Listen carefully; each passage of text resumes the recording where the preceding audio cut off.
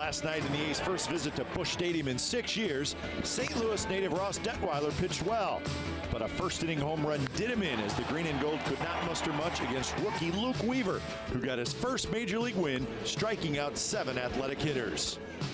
Tonight, the A's are at it again as they will continue to play the role of spoiler against a Cardinal team fighting to keep pace in the National League wild card race. It's game 2 of 3, A's and Cardinals, next.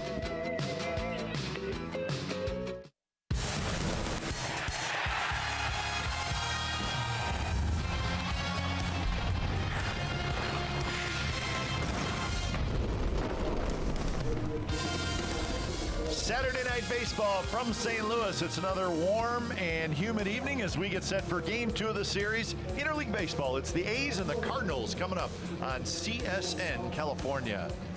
Hi again, everybody. Welcome to Oakland A's Baseball along with Ray Fosse. I'm Glenn Kuiper. Zach Neal makes his 5th start of the year. And Ray, on August 9th, he was terrific against the Baltimore Orioles. 2 starts since then, not so good. So you see some positives with Zach Neal. He just needs some more consistency. I think the biggest thing for him, try to keep the ball on the ground. He's a sinker ball pitcher. When that happens, you don't have to worry about fly balls and the long ball. And for Zach Neal, he knows it's going to be hot and humid tonight as he pitches, but he's familiar with this. He knows what it's like. Bottom line for him, he has a good slider.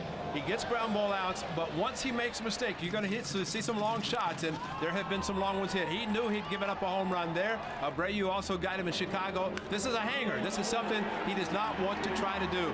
But he's a very confident young pitcher. He knows that he wants to keep the ball on the ground, and as I said, if he does that, he's got a chance to do something because the ball definitely carries here in St. Louis. Tonight, the A's will see the Cardinals' #1 prospect. He's a 21-year-old right-hander. His name is Alex Reyes, and whether he's ready for the big leagues on a consistent basis, we don't know, but he has electric stuff. If you average 97 miles per hour with your fastball and you're a hitter and you do not look for his fastball, there is something wrong. I don't care what else he throws. If you're a hitter, you sit back on a fastball. The biggest question for him tonight, making his first start, is how deep he can go in the ball game. What would his pitch count be? We have seen some starters who have pitched, or relievers who have pitched, and unfortunately, they try to pace themselves. You can't do that, and I'm sure Mike Matheny has a bullpen ready, but this young man can throw hard. A's hitters have to look fastball and see what they can do with it. Yeah, let's see if they can get something going. Last night, just 1 run on 5 hits for the Athletics. Now keep it right here on CSN California. Up next, we will go back to the A's pregame live studios. Get you set for the ball game. It's the A's and the Cardinals from St. Louis.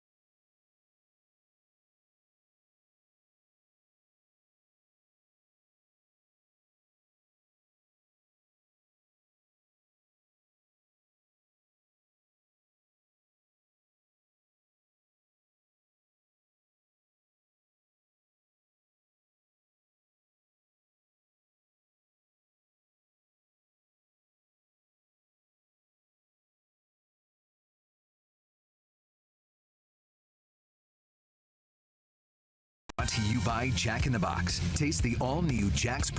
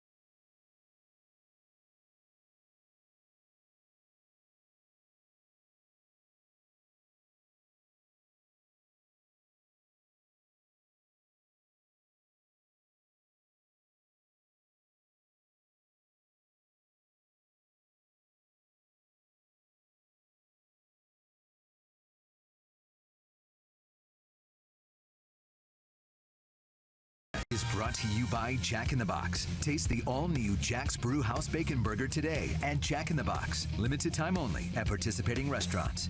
By Toyota. Toyota's Labor Day clearance event is here. For Labor Day only, get $2,500 total cash back on the redesigned 2016 Prius. Toyota, let's go places. And by America's Tire. Your low-price journey starts here. Welcome back to Busch Stadium here in St. Louis as we are closing in on first pitch, game 2 of the series, the A's and the Cardinals.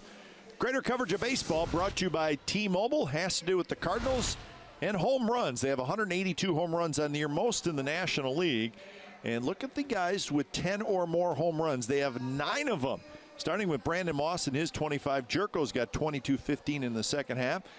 Some power on the disabled list. Holiday, Diaz, Adams all on the disabled list, and Tommy Pham with 9. If Pham can get a home run, he will set a new franchise record. Most players with 10 home runs in a season. That is our greater coverage of baseball brought to you by T-Mobile. When we come back, we'll have lineups and first pitch from St. Louis, so stick around.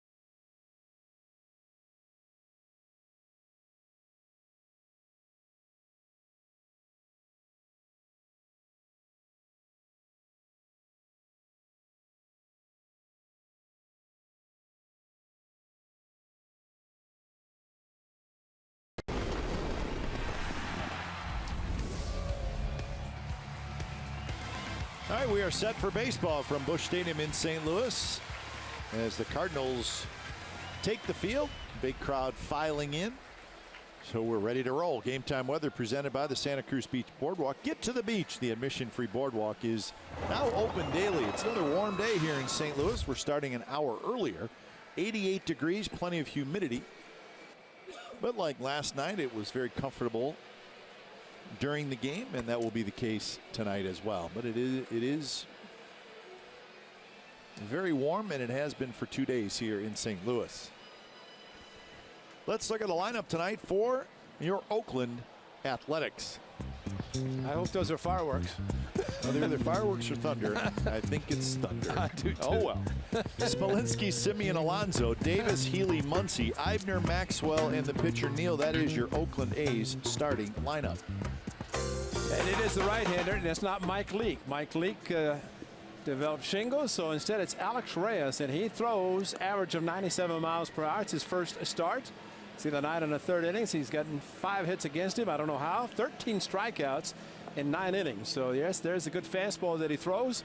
He'll also feature maybe a curveball and a changeup and a two-seam fastball, but tonight is probably going to be pure heat for as long as he can go. Defensively for the Cardinals, they have Hazelbaker in left, Grichuk in center, Piscotty in right, Peralta, Garcia, that's Greg Garcia, Jerko, and Moss on the infield, and Molina is again behind the plate. So Mike Matheny and the Cardinals got a win last night. Pretty well played ball game. Cardinals won it 3-1. Nice uniforms, aren't they? Yeah, 1927 uniforms of the St. Louis Cardinals. Evidently, that was they won it in 26. 27, they could put world champions on the uniform. That was the last year, and that's it. Good call. So, Brandon Moss, you're looking for somebody to talk to already. Yeah, 1926 was the first World Series championship for the St. Louis Cardinals. So Jake Smolinski hitting in the leadoff spot tonight. Jumps ahead 2-0. There you go. 1927 uniforms. 3-0 now to Smolinski. So there's the World Series championship of 26, the uniforms of 27. That is a good look. Yeah. And you can see the red bird with the world champions on the left chest area. So a leadoff walk to Smolinski. The umpires tonight: Chris Siegel, C.B. Bucknor, Jim Reynolds, and the crew chief Fieldon Colbert. Colbert at third, Siegel calling balls and strikes. I say Fieldon is a crew chief. Yep. That means he's smart, because Sunday's game, he was here last night. He's behind the plate. Just the rotation, but tomorrow CB draws the short straw. He'll be behind the plate. So the first pitch to Semien is in for a strike. And a good idea by Marcus to take after a 4-pitch walk to Smolinski. You might as well make him throw a strike. He did. Now you can get down to hitting. Alonso to follow, just underway from Busch Stadium. Big ceremonies today around the ballpark, with a couple of members going into the St. Louis Cardinals Hall of Fame, which is a big deal. Joe Torre went in, and Chris Carpenter. Yeah, and very deserving. And there's Moore and Braden, a couple of other ones, but most notable are Carpenter and Torre, of course. Joe, a nice applause, and I think he said it best, that he played for the Cardinals. Fans always welcome them back to St. Louis, and they did this afternoon when they were inducted into their Hall of Fame. 97 miles an hour from Alex Reyes. So 1-2 the count. Carpenter, what, 10 wins in postseason. There's Carpenter, the starting pitcher, and of course Joe Torre made his name managing the New York Yankees, and they're at multiple world championships. Semien hits one to right field. Piscotty goes back, and Piscotty makes the catch, and that's out number 1. So here's some of the ceremonies that were earlier today. That's across the street in the ballpark village, and that's where the main ceremonies were. There's Chris Carpenter. And then they had a brief pregame ceremony. Means to be part of Cardinals see some of the names. Yeah, I see Ted Simmons. It's Mike Shannon and Terry Moore and Sam Breeden, president and owner, 1920 to 47. Terry Moore, outfielder, 4-time All-Star. So Carpenter was good. Carp, as they called him. Joe Torre, the MVP in 1971. He also managed the St. Louis Cardinals for a period of time. Joe managed, I'm going to say, the Mets, the Braves, the Cardinals, and then broadcasts, and then the Yankees. And it's into the Hall of Fame as a manager, deservedly. And Joe Torre managed from 1990 to 1995, and then Tony La Russa took over for him. 0-1 to Yonder Alonso. Popped up. It should reach the seats, and it will. Well, it says a lot about Yonder Alonso hitting in the third spot of the lineup for the Athletics tonight. As he hit the home run last night, accounting for the only run the A's would score. There's the fireworks again. And you hear fireworks from the sky. This part of the country, it's not just the thunder. It usually brings some wetness. Fireworks from the sky. That's an odd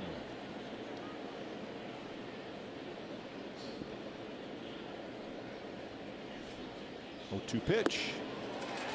Swing and a miss. Off speed. So that's the second out here in the first inning. And as I mentioned, he will throw a curveball and a changeup. This had a little run to it, maybe just a straight changeup. But at 87, you're accustomed to seeing 97 as a hitter. It's going to fool you. There's his pitch selection. Lots of fastballs, and why not? It's his first major league start. He made 5 relief appearances this year. So the real question with Alex Reyes tonight, how far can he go? His longest outing this year in relief was August 13th. He went 3 innings and he threw 51 pitches. So I can't imagine Reyes going to go a whole lot past 50. We don't know for sure. That's the story right there. He is a very, very hard thrower.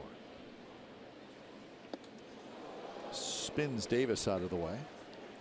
But if you're throwing as that number of pitches for the 3 innings, about 17 per inning, that's a little bit too much, but it also reflects the wildness that he has occasionally, and Chris Davis almost got one of the 96-mile-an-hour fastballs. You definitely don't want to take one for the team with this guy pitching. I don't think any time, but especially at 97. In his minor league numbers, including this year, he has thrown 334 innings and he has 449 strikeouts. AAA this year, 14 starts.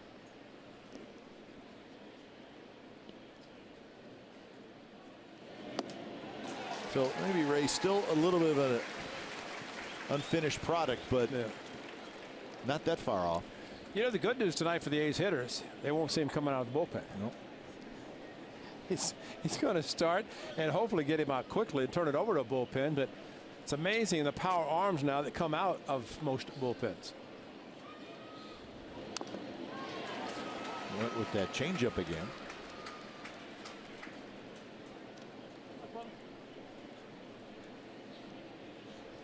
You know, the Derek Lilliquist, the pitching coach.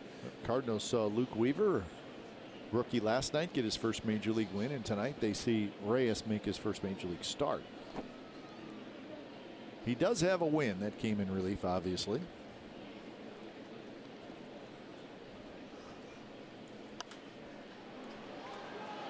Popped up, could be playable.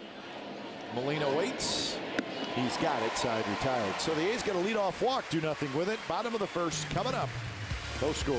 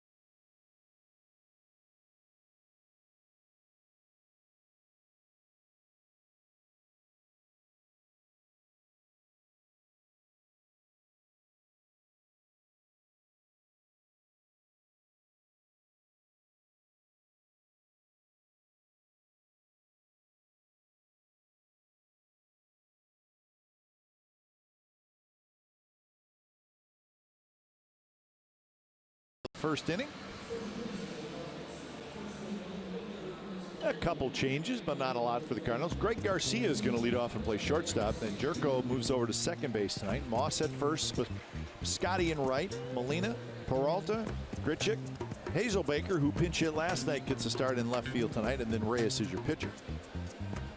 And Zach Neal will be on the mound for the Athletics, and he is making his 5th start. Of course, he started in Seattle back in May, and then 3 consecutive starts. And remember, it was he who started last Sunday in Chicago when Jesse Hahn was scratched prior to the game. So Zach stepped in, and let's hope that the sinker works tonight, keep the ball on the ground. As I'd have to think, type of a night like tonight, ball's going to carry again here in St. Louis.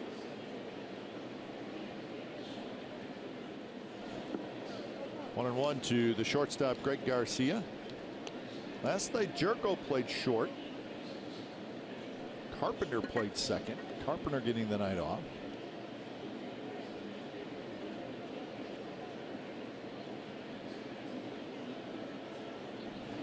Cardinals have a little bit of a log jam in the infield because they also have Colton Wong, who struggled this year, but pretty good young player. He's a second baseman. We have not seen him in this series. It's off his foot.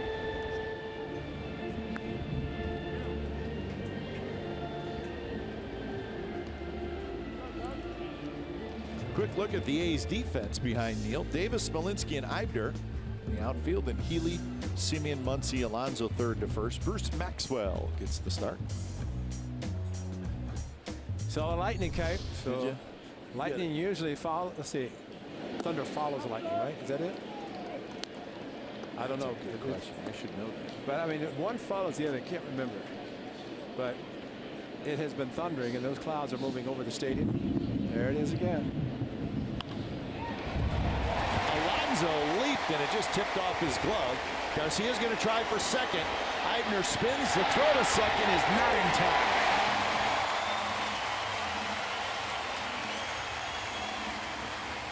So good hustle by Greg Garcia. Josh Reddick traded to the Dodgers, but Eibner showing his ability to throw and his accuracy. And probably the fact the ball was slowed down by Alonso. But you're right about Garcia hustling all the way. The foot got in with a feet first slide. Simeon, I think, thought he got him, but he got him on the shin. But the foot was on the bag. The foot didn't come off the bag either. Nope. But Eibner, you know, maybe would have gotten down in the corner for a double anyway, but Eibner almost threw him out. Strong arm by Eibner. So here's Jerko. Jerko, a red hot hitter. A's found that out last night. He hit a 2-run homer in the very first inning. He does not look like the prototypical middle infielder size-wise. No. He's got some bulk to it. Oh. 22 home runs on the year, 15 in the second half.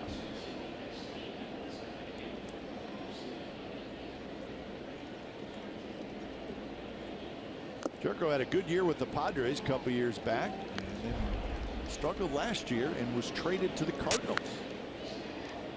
Now, Ross Delgado talked about this changeup, and he said while he's throwing a good changeup, that one kind of cut a little bit right back in the hitting zone of Jerko. And 2 batters into the game, the A's were trailing 2-0.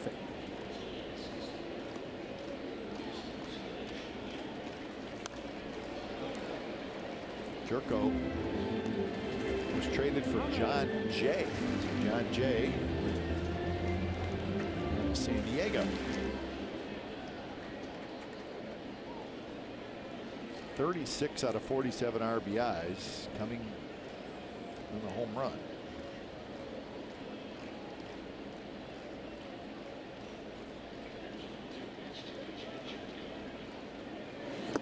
And he chases that one well out of the strike zone. So one away here in the bottom of the first. Garcia stays at second. A serious chase slider, and ball just kept running. Fortunately, Maxwell able to backhand the ball, but it looked good right there, and Jerko went after it. You know, the amazing thing that the bunt, and naturally gets a different style of playing just because you can bunt and play for 1 run versus in the American League maybe a bunt and 1 run doesn't help. But surprising that he was trying to sacrifice the first pitch, which might have been the best pitch he saw in the at-bat. Here's Moss. A's have 3 infielders to the right side. Outfield pretty straight away. That one tapped back to Neal. Looks at third. Throws to first. You know, it did not look like he had a very good grip on the baseball, because he would have had Garcia by plenty, as he ran really when he should not have run, because he's already in score position. But Zach seemed, as he caught the ball, maybe he did not have a good enough grip. He took the time knowing he's going to get the runner at first. That's the second out, and trying to get one more to get out of the inning.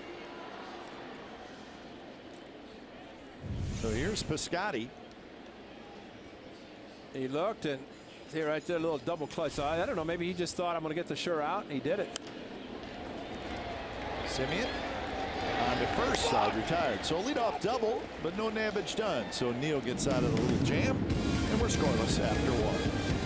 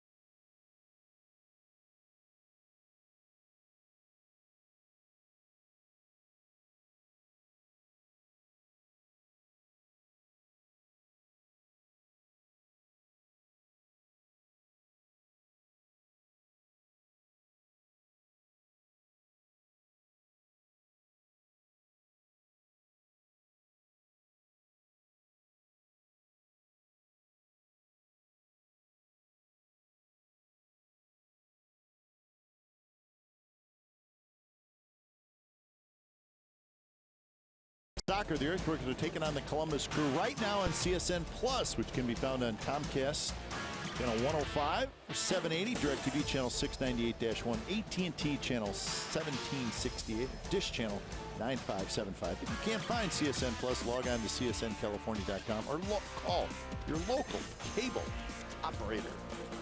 Quakes at Columbus.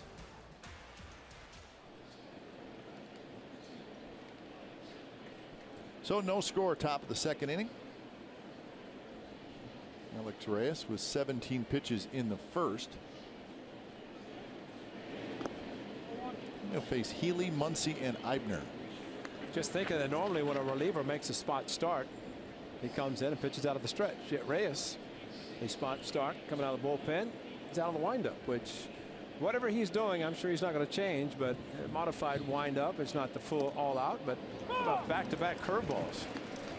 Buckling the knees of Ryan Healy. Well, that's not fair. No, when you throw 97 average, that's not fair.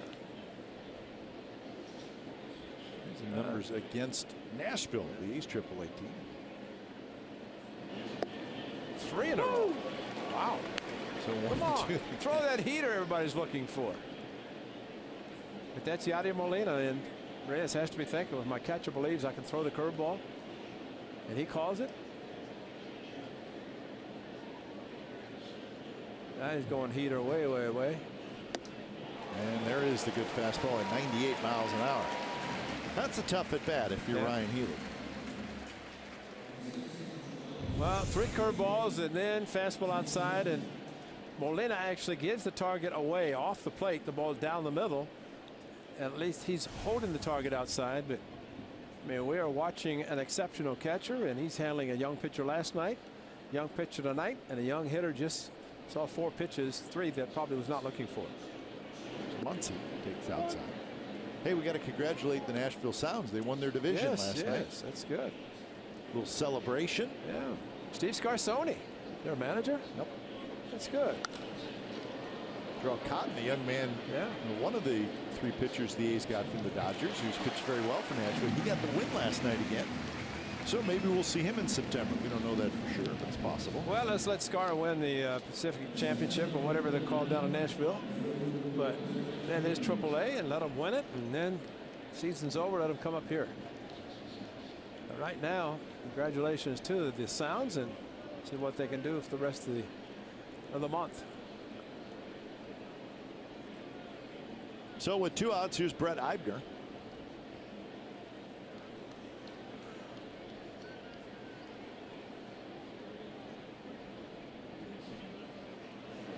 First pitch to Eibner, right at the knees, 98 miles an hour. It's amazing this young man pitching walked Smolinski on 4 pitches. Since then, you think he was Bob Gibson.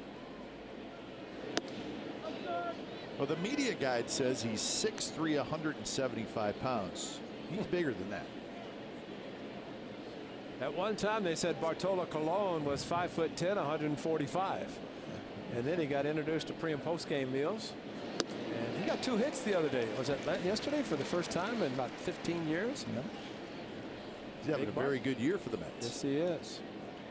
He could probably pitch as long as he wants to, and that's with a conventional, not a knuckleball pitcher. Count stays 1-2, 99 miles an hour from Reyes. Reyes will turn 22 on Monday, so he's got a birthday coming up.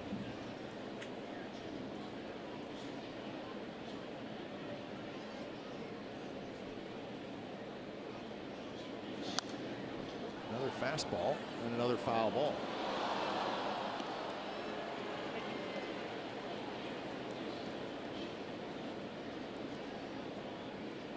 Darren Bush, the A's hitting coach, says one thing.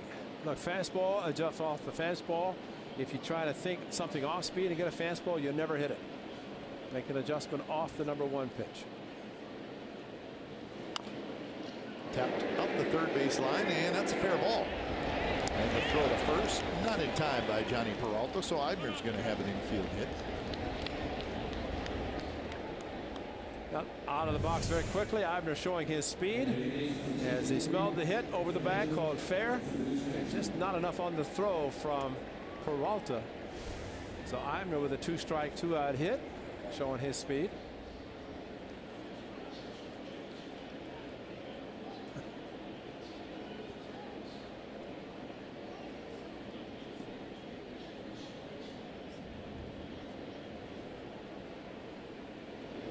Pitch to Maxwell is high. So Ray, I just got a text from our old friend Johnny Daskow. Johnny, who now does the still does the Sacramento River Cats. Of course, that's the Giants affiliate now, but he knows the AAA teams as well as anybody, right? He's been a long time. He knows what's going on. He just texted me. He said the Sounds will win it, and Scarsoni will win Manager of the Year, 100%. And if Johnny D says this is going to happen, then it generally does not happen. But that's that's Johnny D. Hey, listen, if you have a bobblehead created for you, and not that the head bobbles but the nose wiggles, you're top of the line, man. He's top of the line anyways. Johnny D spent the greatest month of his life with the big league club. 2012. He's 12, and Ken Korak missed some time with his knee replacement surgery. Johnny D is a good man. He is. He's the best. Yeah. So so he's throwing out that prediction. Sounds are going to win it all, and Scarsoni Manager of the Year. So. All right, let's see if Maxwell has a green light 3-0, because pitchers in the on-deck circle might as well try to unload on a 97, hit a home run. Yep, not even close. So 2 on, 2 out, and Zach Neal will get his chance. And as Zach Neal, of course, you have to always wonder about American League pitchers. Don't look for a sign because they're 2 out, Zach. It's time to swing the bat. Somebody needs, though, the bat boy to pick up the bat and the glove. That boy, Vody. Stephen Vogt, man, he could do it all. The bat boy went to get an extra bat, figuring that Zach Neal's going to break a bat, so he wanted to have an extra one just in case. And Stephen Vogt had to come out and remove all the stuff that was left by Maxwell. First pitch is a strike. So first big league at bat for Zach Neal. You know, he pitched in the Marlins organization. He told me that in 2012 in the minor leagues he got a chance to hit, because the National League parks or National League teams, even the minor leagues, because they do hit in the big leagues, he said they don't use the DH. So he has had a bat in his hand as recent as 2012, but probably not against somebody that throws this hard. Just missed. 98. 1-2. Eibner at second, Maxwell at first.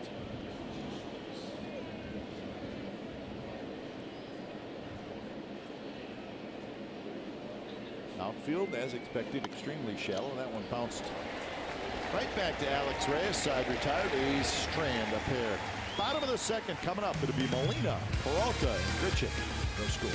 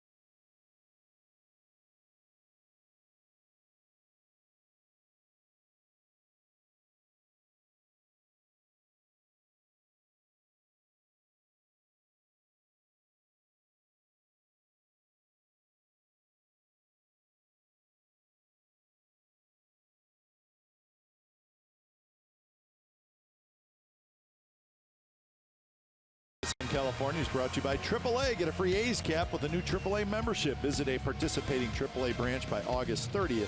Restrictions apply. It's a good look outside Busch Stadium. Time now for the bottom of the second. Ray. Nissan keys to the game for Zach Neal. As always, keep the ball on the ground. He's a sinker ball pitcher, and when he gets them elevated, it can go airborne quickly. So try to keep the ball down. And for the Athletics, they want to finish their interleague schedule on a positive note, because tonight, tomorrow afternoon, and someone said, I don't keep records of this stuff, Kite, but somebody said the A's are 2-12 against the Central in interleague play. And at one time, they were something like 16-0 several years back. So you got to finish on a positive note tonight or tomorrow afternoon before getting back to American League Baseball exclusively for the remainder of the season. The final three, and they happen to be here in St. Louis. Yeah, it's been a little bit of a disappointing year. The A's have always played pretty well in interleague play. Not so this year. Here's Yadier Molina, who takes the first pitch. That's just a little bit outside. Molina, Peralta, and Grichuk.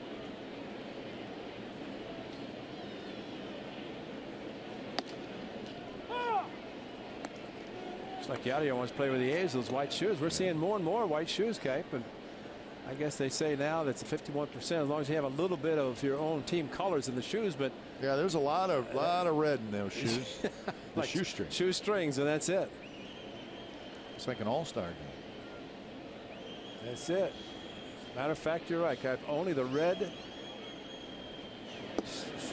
I mean, really, that. But hey, that's what they're doing. They can understand shoes are not monitored by the uniform police. That's the true white shoes by the Athletics. The white with the gold tip, in this case for the pitcher. That's to prevent the end of the shoe as it drags from tearing open. Well, he backs up. Long throw across the diamond, and he got Yadier. Ends up about 10 to 12 feet out into shallow left field. White shoes didn't help him run fast, but he tried. But what a play by Ryan Jimenez. He did back up on the outfield grass and unloaded quickly. The accuracy of the throw is remarkable, because Yadier Molina smelled the hit, but Healy only really could do charge and catch it on a high chop, instead backed up and got Molina by plenty. So here's, I mean, that's a nice play, and certainly helped that Molina running very well. Healy has this one a little bit more, but there is going to come a time he's going to have to charge that. Right. And I think that time he knew who the runner was. Right. Well, and probably in hindsight, he should have charged it anyway, just to get, because he had a chance to get the high hop before he backed up and got a ball that bounced and then took another high chop. He could have gotten it earlier, but you know, he's young, and that's what, you know, even there was a play at the Coliseum, a run scored, and it was first and third. I want to say it's Cabrera, maybe in Chicago. It was in Chicago. And he scored, and to be honest, I thought Healy had a chance to get him at the plate. And I asked Ron Washington about it, and he said, in the future maybe, but not now. He's too young, and you know, there's a certain thing called athleticism, and you know, would he have been athletic enough to be able to make the play? But he had it in his mind to throw to first. He did it, and Wash said that's the best thing he could do. That one's hit to left, and that's hit deep, and the Cardinals are going to have a 1-0 lead. Long home run for Randall Grichuk.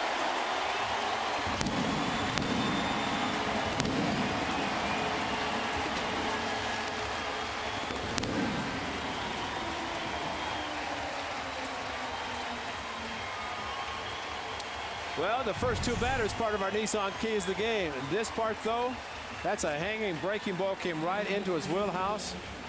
Here it comes, and there it goes. A very, very long home run. Trying to get the sweeping breaking ball. I don't know if he tried to go front door, but it ended up very deep and fouled the baseball. It didn't hit the Hilton sign, but it was a long way. K for kids, and that is a long poke. So the Cardinals doing their thing. Got a big home run last night, and they have now homered in 16 consecutive games. The Padres went 25. That's right. Before they stopped. And he awaits. Fires to first. Hazelbaker's gone, but the Cardinals get on the board. And a Grichuk, a long home run for the Cardinals, and they lead 1-0 after 2.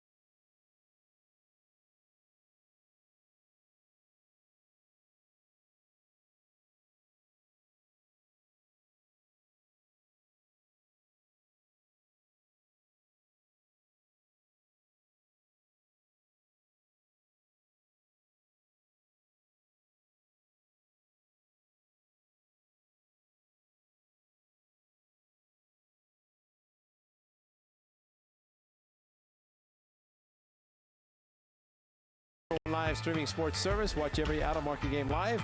HD on over 400 supported devices. Includes a free subscription to @Bat Premium, the #1 app for live baseball. Blackout and other restrictions apply. Visit MLB.tv for details. 1-0 the Cardinals lead, top of the third. Okay, probably 40,000 again tonight here at Busch Stadium. How many do you think have phones?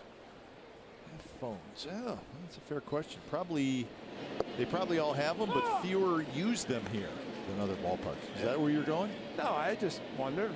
We had a shot. Somebody going on the @Bat app, maybe trying to pick up some games in progress around baseball. But you know what I've seen a lot, and Mike Bird, our director on this trip, I see a lot of people with their heads down, not watching the game. Or how about walking down the street? Oh, that's even worse. But I mean, at least watch the game. This is a great park, great baseball game. Put your phones away and watch baseball. Tough to do nowadays. Yes, put that phone down. It is. I'm guilty of it. 1-2 to Smolinski, the leadoff man. Simeon to follow, and then Alonso. On Wednesday, Smolinski hit in the leadoff spot for the first time in his career. So tonight, the second time. Maybe Bob Melvin going with that theory that you and I have talked about. A leadoff hitter with some pop, and Smolinski certainly has that. Well, so does Coco Crisp. Well, you can combine the on-base percentage, be patient, but yet be aggressive, and that's what Smolinski did in the first inning, drawing a 4-pitch walk. Tried to make Reyes work a little bit more. 6th pitch coming up in the at-bat.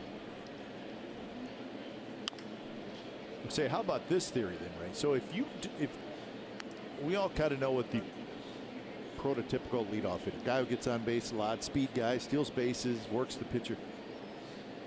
There's not as many of those guys out there anymore. Right. And if you don't have one, then it doesn't make any difference who bats leadoff for you. That's a great point. Yeah, great point.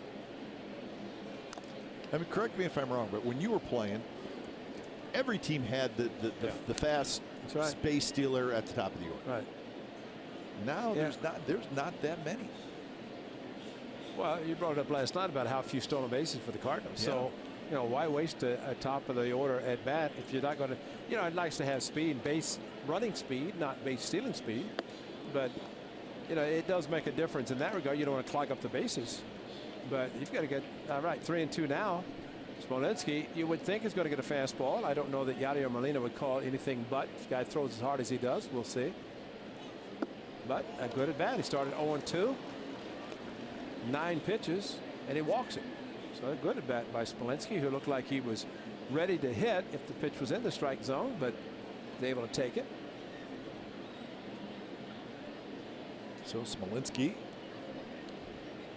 on base for the second time. Here's Marcus Semien. See if the A's can get something going against Alex Reyes. 46 pitches for Reyes.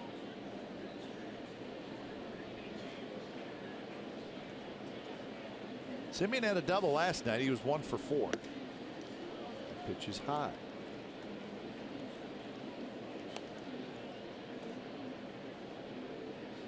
Tonight, Marcus hit a fly ball to right field.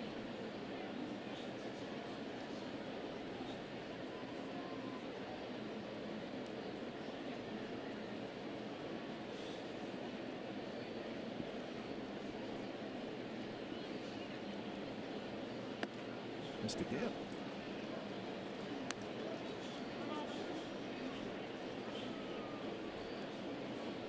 So now Yadier Molina is going to chat with his young right-hander.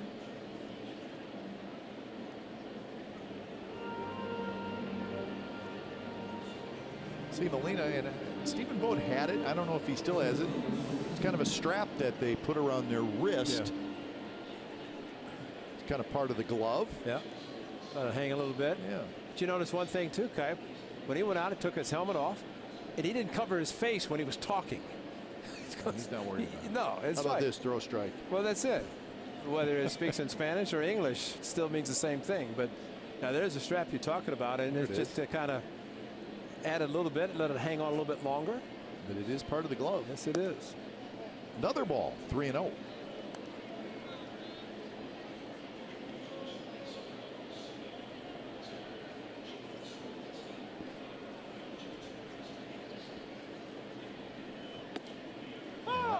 high strike.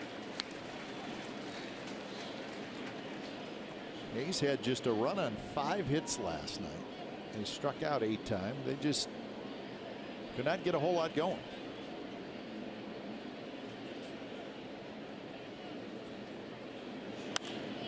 That one's driven in the air, right center. Grichuk grabs it as that ball is kind of hung up. Grichuk was able to run it down. So that'll bring up Yonder Alonso, who accounted for the A's only run last night. First pitch fastball. He did not wait around, and our guys pointed out 4th home run on the first pitch.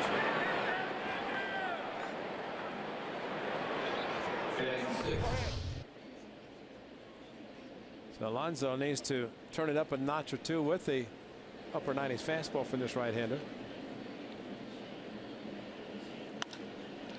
He drives this one toward Grichuk, who goes into left center this time. He's got it. 2 outs. So right before the game, I strolled over because everybody, I had like 12 people say you gotta go see the home radio booth. So I went over there to see the great Mike Shannon, and there's Mike, who's a legend here in St. Louis, player, longtime broadcaster. But I went in there to see him. I don't really know him real well, but I said hi. But I really want to do is see the radio booth, because everybody talks about the radio booth because of how big it is, and it is huge. You could have a full party in there with probably 70 to 80 people. And you know why it's as big as it is? Because Mike Shannon wanted it that big. That's right. It is a party. That's the radio booth, folks. That's John Rudy down. Those are, and that's it's Carpenter on with John Rudy. And there's the Hall of Famer in the back, Mike Shannon. Yeah, that back area there, it's huge. It's got a sofa. There's a sofa. Yeah. There's a giant table,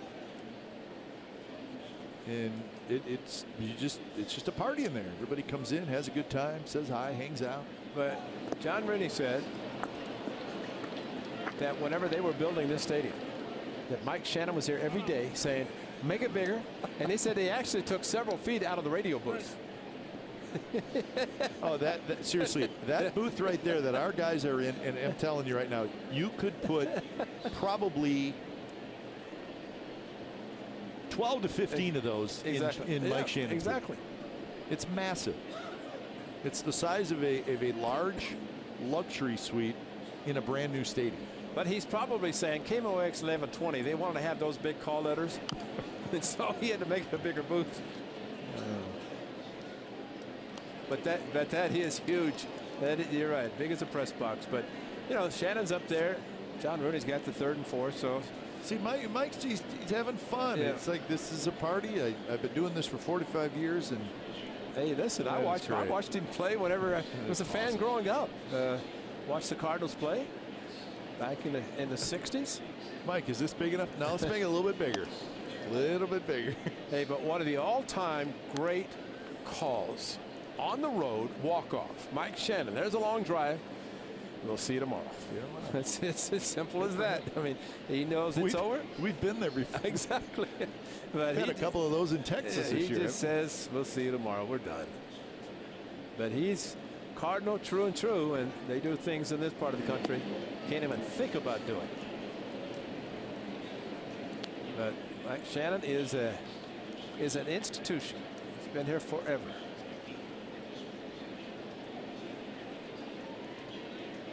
Ron Washington hoping to bring Jake Smolensky around.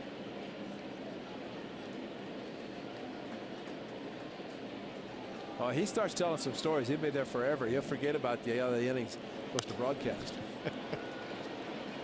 Piscotty is under it. He's got it. So the A's get another leadoff walk, but they cannot get him home. 1-0 Cardinals after 2.5.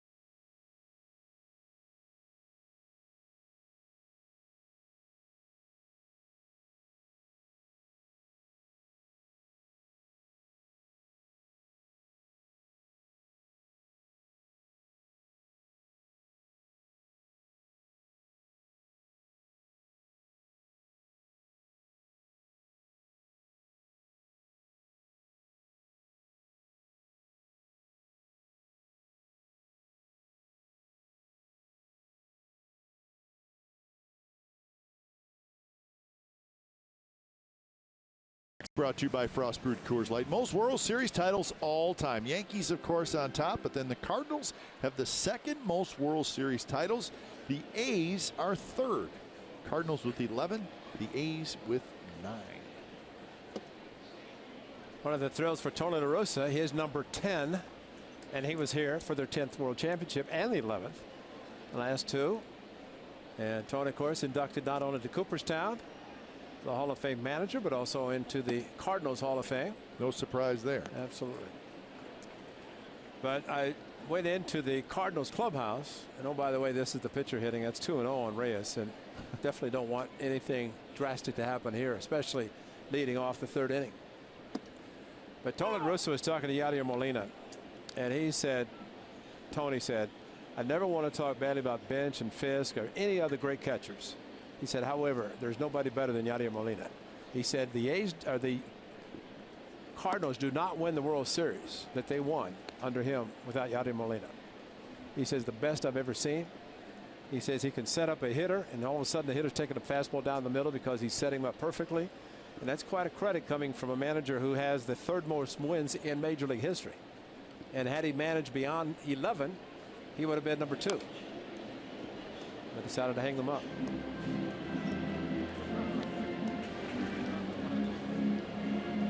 First World Series championship, 1926. Latest one, 2011. Yep. As you said, 2006. They beat the Tigers. Remember, the Tigers swept the A's to get to the World Series. Here he has it. Across the diamond. And that's out number 1. So 2006, final out of that World Series again against the Detroit Tigers. Here it is. That's Adam Wainwright, who's still pitching. So that was 2006. And did it here. That's pretty special. Yeah, that was the first year of this ballpark. That's right. It's kind of like what the Yankees did with Yankee Stadium. Yeah. The new Yankee Stadium. They won the World Series in the first year. A's had a very good team that year, but could not get past the Tigers. Tigers swept the A's in the ALCS. Okay, if you remember that World Series. And Garcia's aboard. Alonso was ready to make the play, and the ball just jumped up. But Yonder Alonso, he is so good. A lot of times they say catch the ball in front of you. He just knows he has the hands, but it takes a bad hop. Nothing he could do. And Garcia hit it hard. As a 1-0 fastball looking for it, the ball came up, and really he backed off, almost hit him in the face. Look at that series of the Tigers. Remember, all the starting pitchers seemed like they made an error every game. That's right. Because they swept the A's. They had a lot of time in between the league championship and the World Series, and it seemed like every time a starting pitcher for the Tigers was on the mound, he made an error. That's right. And it cost him big time. Yes, it did.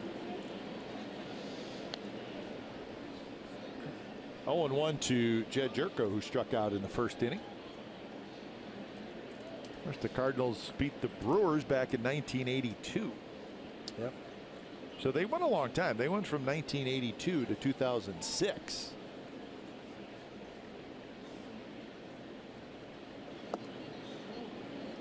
Although some teams may say, well, that's not that long. Like the Cubs. I should. The Indians. It's not easy to win the World Series, especially nowadays with wild card and extra round. That's a great point, because I know when the A's won, and fortunate to be on 2 of those, it was the league championship, was a 5-game series right after the season to get to the World Series. And you guys had probably enough depth and enough pitching, though, that probably still would have won. I mean, you just hope to stay hot. Yeah. But in the case of a 5-game league championship, you can play the whole season and have to win 3 out of 5 to go to the World Series. So there's a lot of pressure. That's why World Series is kind of anticlimactic, just because of trying to get through the league championship series. 3-1. Cardinals case, they're trying to get a wild card. They're not going to win their division. I am a firm believer that, as stressful as that wild card game is, and it's tough, but man, if you win that, you're in as good a shape as anybody. Probably better because you've been playing. Yeah, and you know what? And you're more relaxed after that wild card. That's true. Yeah, well, that's a lot of pressure just to get there. But we've talked about the time off, and you gave the schedule. Final game of the season on the 2nd. Then you have an off day and a wild card game off day, and so all that time off if you're the division winner, which bypassed the wild card. But man, you've got 3 to 4 days minimum. It's like the All-Star break coming out and trying to play. 3-1 pitch. Shallow. Eibner can't get it, and the ball falls. And Garcia's going to go to second. Boy, that ball seemed to hang up there for a long time, but it just dropped in the right spot. So 2 on and 1 out here in the 3rd. Well, you would think this is going to be an easy out, and Eibner maybe went on the swing, did not get a particularly great jump. But right field, you're usually not affected as much as the ball is hit to center field. But Eibner with the ball up in the air, and there's where you've got to be. Jerko's got some power, but he's a right-handed hitter, and the ball hit to right field. You don't have to play as deep. I agree. And when you play deep, you're conceding, you're giving those types of hits. And we've seen opposite field outfielders, left field for the left-handed hitter, right for a right-hander, play shallow. See where Eibner's playing now. That was a left-hander, Moss, but playing a little bit more shallow in left field is Chris Davis. In the dirt to Moss. Moss bounced back to the pitcher in the 1st inning. So a hard hit ball by Garcia that took a tough hop, and then a bloop single by Jerko. So Zach Neal in some trouble here trying to get Moss.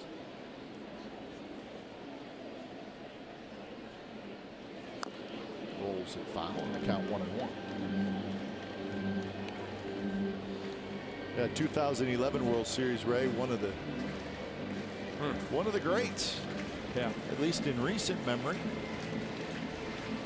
Yeah, how as about far as drama. How about David Friesen straightaway center in the grass of the area? Unbelievable for the walk off. But I remember watching it, just shaking my head. That's I right. couldn't believe it. Cardinals just would not. They just would not give up. Yeah, you don't want to talk to that man about it. No, although, you know what? He will talk to you about it. Of course. Oh, absolutely. Yeah, that's what's pretty cool about Ron Washington. He will tell you what was going on. He may not tell you on the record, but he will tell you off the record exactly what was going on. And you want to talk about an interesting listen. Oh, yeah. And it's not a. When he talks about it, it's not a bitterness. It's you can tell he's sad that they didn't win, but he will tell you what was going on in the dugout. He will tell you about Nelson Cruz, and he's straight up about it. Well, and I've said it before because Gary Pettis told me. He said they had Nelson Cruz positioned with no doubles. And whenever the ball was hit, he said, we're world champions. But he didn't know that he kept moving in because they thought maybe he's going to dump a ball down the right field line and hit it over his head, and they could not believe it at that point. And it's one of those 86 Mets Red Sox. That one is belted right center, but it's going to hang up. Smolinski has it. So Garcia's going to tag. He's going to go to third. So let's revisit that 2011 World Series. This is the final out here in St. Louis. In the air to left, well hit. Back is Craig. What a team. What a ride. The Cardinals are world champs in 2011.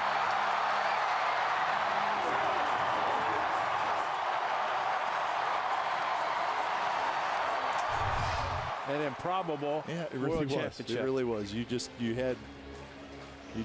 all along had the Rangers wrapping it up, and they just could not do it. Remember Tony La Russa talking, Dave Duncan, his pitching coach forever, and unfortunately at that time Janine Duncan was ill, and Dave said, Tony, I can't be there. And Tony had told him, he said, just come to Houston. We're going to lose. I want you to be there for the final game. They won, ended up going. And the final of the World Series, Janine Duncan and her boys were sitting behind home plate. Awesome. And, unfortunately, she passed away a couple years ago. But, Duncan pretty much resigned himself and said, I'm not going to be there. And, the rest is history. And that's why you know, it was just an improbable. Tony said you couldn't write a script about a World Series the way that one turned out, and especially with the Cardinals, the way it happened with David Freese over the head of Cruz, then walk off, and you know, actually, Ron Washington said that twice in the same game they had a chance to win the World Championship. That was Game 6. Yep.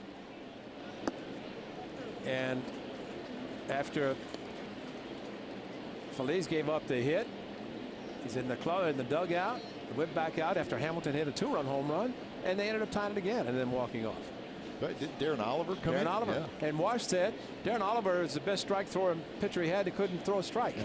He walked it. You know, it's just meant to be. It's just one of those series, and unfortunately for Wash, back-to-back World Series, and lost both of them. 2-2 now to Piscotty. Zach Neal trying to get out of a jam here in the third.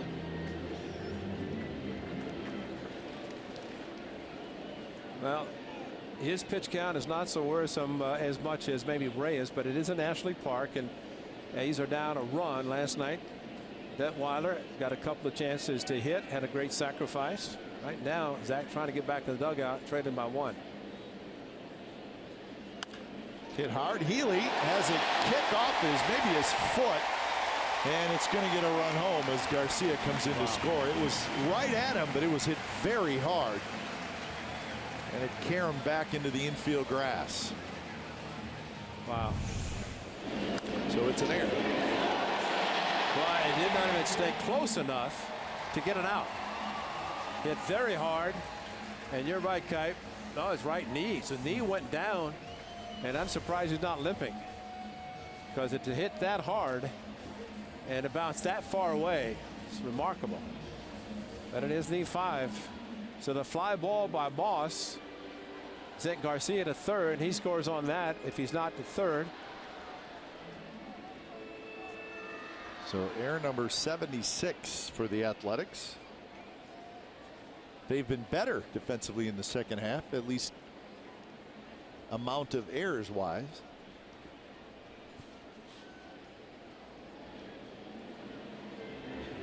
But still, I think as a whole, too many mistakes made this year. Well, you get a hanging breaking ball. Grichuk, it's a home run. In this ball, the way Heat has been playing third base, should have been the third out, even though the ball was hit very hard by Piscotty. 1-0 to Yadier Molina.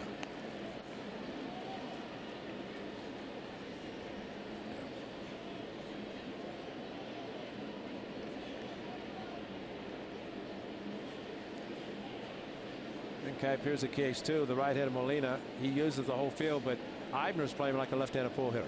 So that's what we're talking about with a right fielder with a right-handed hitter, and you're really giving him a lot of space between the infield and the outfield. See where he's playing. He should probably come in 10 steps. And you know, if Molina, the way his aggressiveness is, it's probably going to be more of a line drive or a fly ball than one that maybe is over his head, because it's the opposite field. You don't see as many opposite field long shots as you once did. 2-0. Be careful here. And the ball's popped up. Alonso's going to have a play. And Alonso has it side retired. Unearned run for the Cardinals. So we're headed to the fourth. St. Louis 2 and the A's nothing.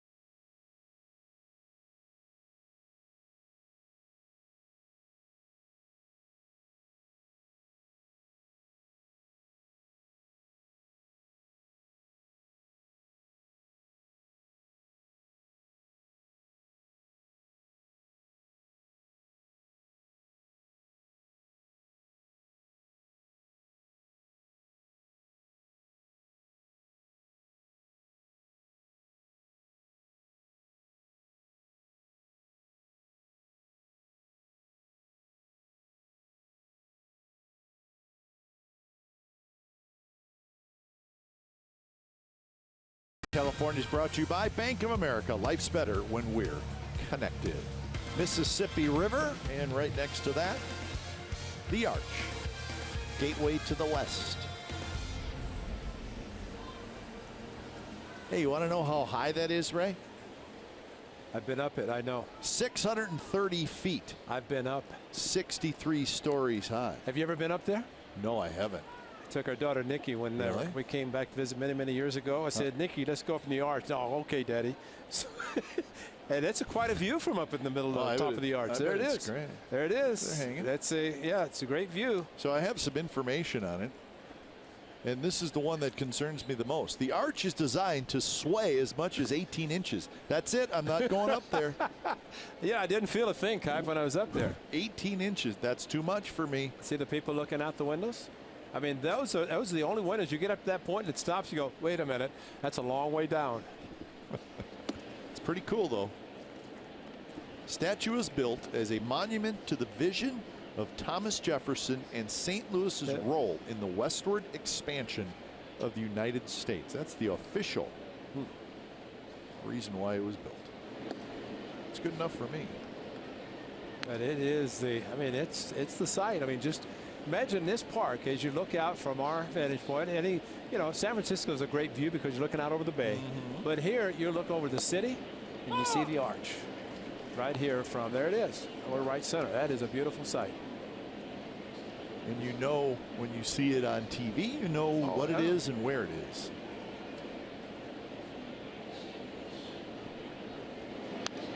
Healy with a good swing, 3-2, and it sits right on the river. And downtown St. Louis, it's not a real huge downtown area. You can walk around. But there's a lot of things happening. That's why this place starts to fill up at game time, because there's so many activities outside the stadium that people, it's a happening to come to downtown St. Louis before coming into a game. 3-2 pitch, tap toward Peralta at third. Healy is out, so Healy's 0 for 2. The Mississippi River, you will never find bigger catfish than coming out of the Mississippi. The mighty Mississippi. The mighty, muddy Mississippi. That's right, because I've seen some catfish that are they're tall as trees, or the trunk of a tree. There it is. I completely believe it. Absolutely. And there's that bridge behind goes over into Illinois. Behind the arch. Well, not that one. That's the older one, but they have a newer bridge. But to come up from southern Illinois, take the bridge over the Mississippi into St. Louis to watch the Cardinals play. It is the mighty Mississippi. From what I understand, they've had so much rain back here. Of course, Californians are envious of the amount of rain, but they said they've never had as much rain in August as they've had this year in this area.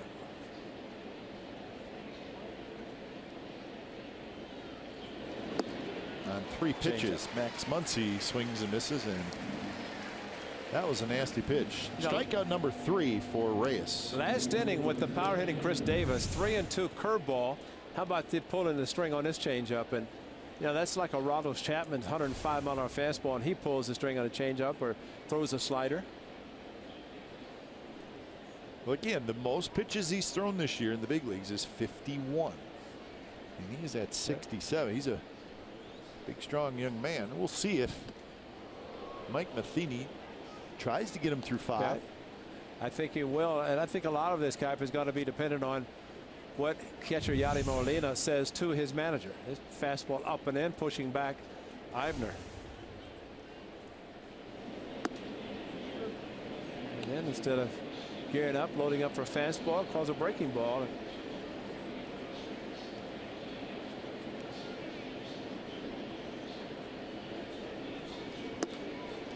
Eibner helped him out there, 2-1. Eibner had a base hit in the second inning. It was an infield hit. That's the only hit for the Athletics.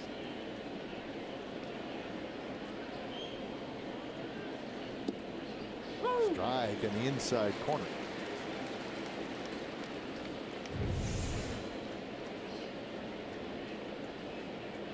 And umpires do not like to hear people talk about how great a catcher frames a ball. They should, and umpires say, I watch the ball over the plate. not where the catcher catches it or keeps it in the strike zone. And framing has become a big issue amongst catchers in Major League Baseball, and how well they frame the ball. And it basically, maybe now it's an art of keeping the ball in the strike zone versus taking it out. But Molina, a good job. And another changeup. And a good inning for Alex Reyes. He got a couple of strikeouts. He's retired 6 in a row. Cardinals 2, A's nothing.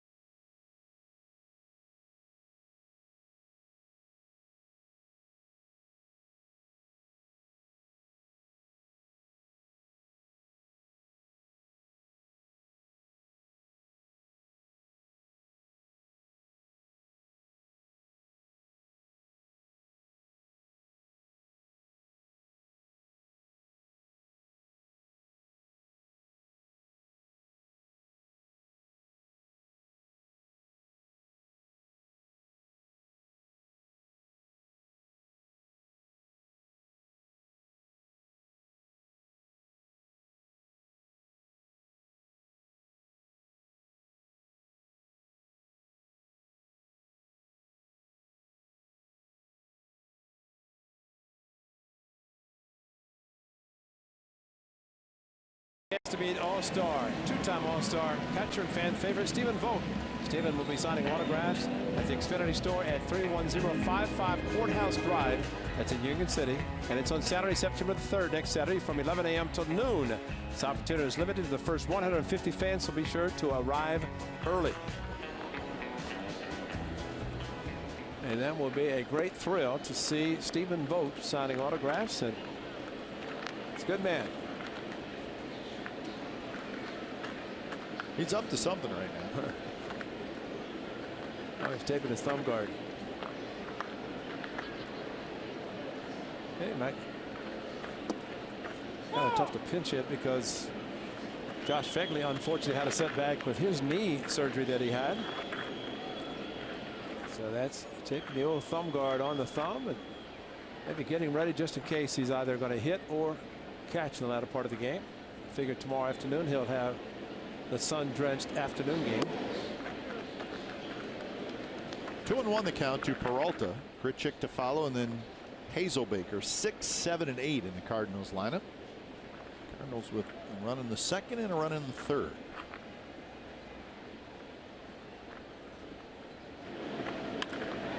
Line foul. Heads up.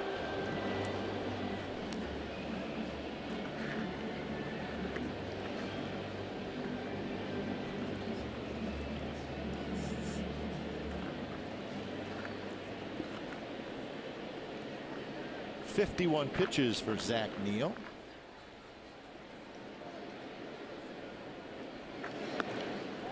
And now full count. A's play Peralta straight up.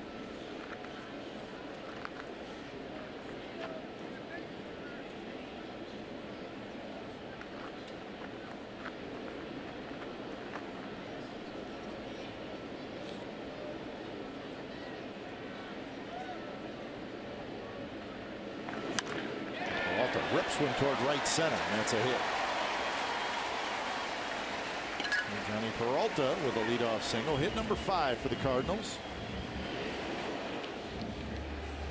Well, if you want to see what you do to a bad breaking ball, you got to watch it right here by Randall Grichuk.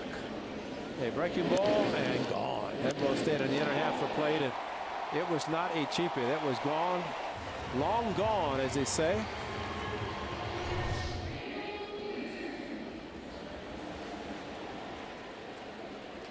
Boy, or as they call him here, gear check. PA announcer, the guest PA announcer. But look at those home run numbers. We mentioned earlier that they've now homered in 16 consecutive games, but in those 16 games, 34 home runs total. So they are using the long ball.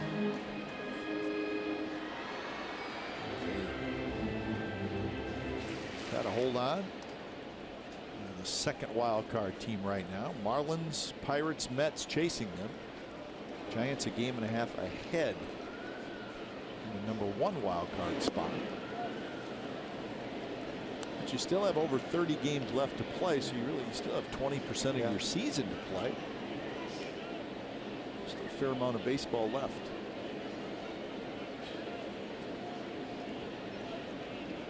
And the hardest period of time for teams that are trying to win, because it's the end of the season, a lot of games played. And another hit dropped into left field. So again, Neal going to have to work his way out of trouble.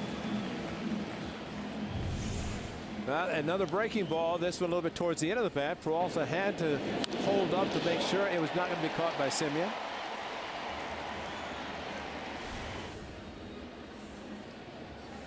So here's Hazelbaker. The pitcher spot is next, and Reyes has come out into the on-deck circle.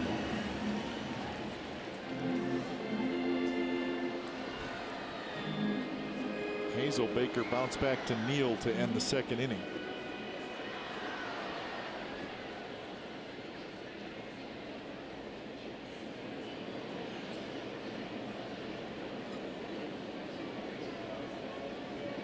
Healy in on the grass. I think this is going to be a bunt situation. Well, there's nobody warming up in the Cardinals bullpen. So to your point about the pitcher in the on-deck circle, I don't think they would bunt to advance the runners for Reyes, the pitcher. I don't think so either, especially if nobody's warming up. Exactly. And nobody has been warming up. No, and no chance for Mike Matheny to pinch hit if he did have him sacrificed. But that is the Athletics bullpen in left center. Usually relievers are a pretty tight group, and the Cardinals group probably is, but it doesn't look like it when you look at their bullpen. Right? Yeah. Well, it's as big as our broadcast booth. You got a couple guys in the back. You got a guy sitting by himself. Everybody's got their own thing going out there. You know, Kev, I don't know in 1927 the bullpens were like they are right now. So maybe they're figuring they're in the 27 uniforms and they're spreading out like they did then. Maybe they didn't have relievers in 27. That's probably I mean, true. after all, pitchers did pitch 300+ innings. 1-2 the count to Hazelbaker. Now, if Neal can get out Hazelbaker, then even one out, if the runners are still first and second, Reyes probably will be bunting. That's something you see National League pitchers do first and second. They'll sacrifice. Put a couple of runners, try to, instead of maybe grounding into a double play. It's my theory, Ray, and I'm going to stick to it, that in some strange way, batting 8th in the National League it's a really important spot. That's right. Now, it's interesting that you say that, because Tony La Russa, as Daniel Coulomb starts to get loose, Tony La Russa, one of the first to have a pitcher batting 8th with a position player 9th, so they could try to get some guys on base in front of Albert Pujols. Well, it would have worked right here. Right here had been perfect, because he would have been sacrificing with the 9th place hitter, a position player hitting. And you talk about convincing in a National League, telling the position player, hey, by the way, you're going to hit 9th, and the pitcher's going to hit in front of you. But you do got to worry about an ego too a little. Exactly. So I think it was a matter, and now you see other teams, especially in the National League, doing it where pitcher hits, but it's something that Tony La Russa kind of started. He started a lot of things. 1-2 the count.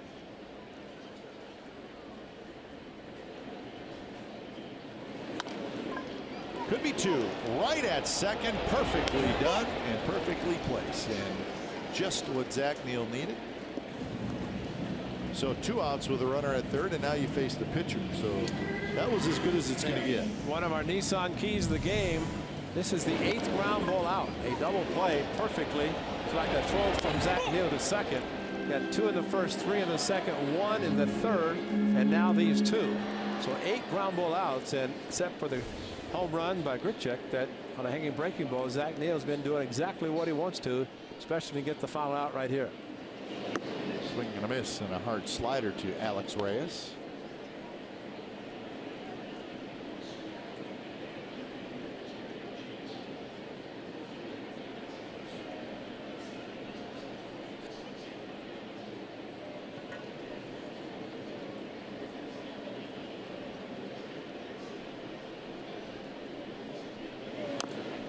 Another slider and a pretty good one. 0-2. You know, I think one of the things that pitchers like to say when they're facing another pitcher, whether it's the guy in the National League who might be a better hitter, the last thing Zach Neal wants is the pitcher to get a hit, so he's going to throw breaking pitches. They're geared fastball like everybody else. To take a look at the beautiful Busch Stadium in downtown St. Louis, and another huge crowd as they will draw over 3 million again, more than likely this year for what, 13th consecutive year. There it is. So Zach Neal, nice job, gets a big double play and then strikes out Reyes, and the Cardinals do not score. We're headed to the 5th, 2-0 St. Louis.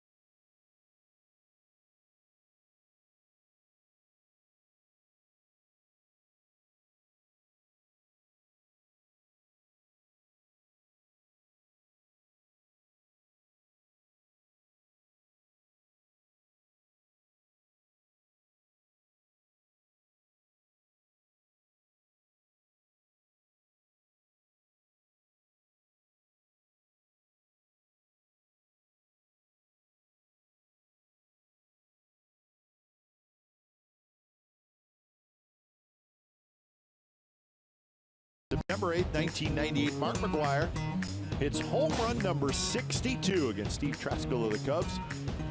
Past Roger Maris as the single season all-time home run leader. McGwire would finish that season with 70 home runs. That was his son Matthew that he picked up at home plate when Matthew was a little bit younger. It's amazing. How about that? 70 home runs, 147. Big Mac. It's like 363 home runs. Remember the Athletics in 11 seasons? But that home run, he hit off track, so he missed first base. Dave McKay coaching first. Hey, Mac, come back and touch. You don't want to be out on a home run, a monumental home run. And the Maris family, the surviving, the widow plus the children were sitting down behind or by the first base dugout down beyond. And of course, after he hit it, went over and gave him a big hug. Yep.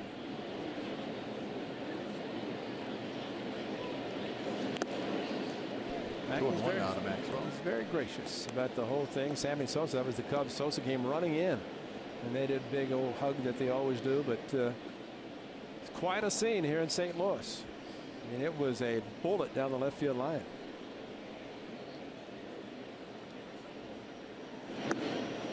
Strike, and it's 2-2.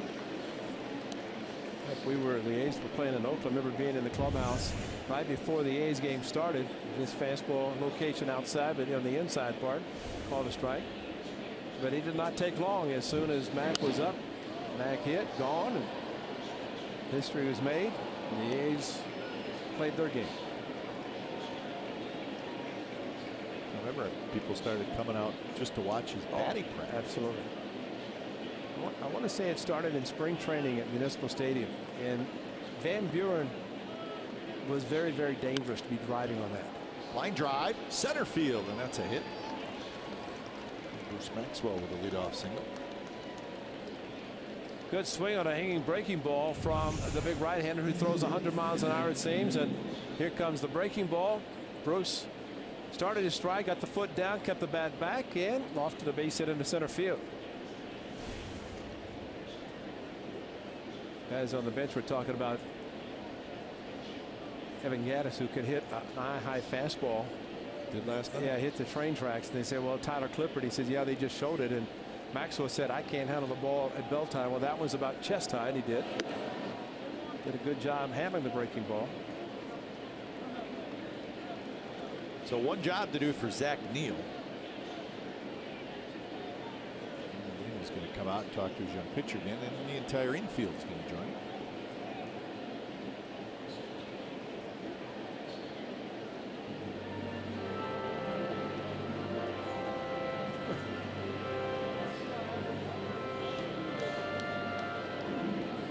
Could have been to give the bullpen a little time as well, as they're moving around out there. Well, it looked like they're saying throw the ball down the middle, your 97 fastball, let him bunt it.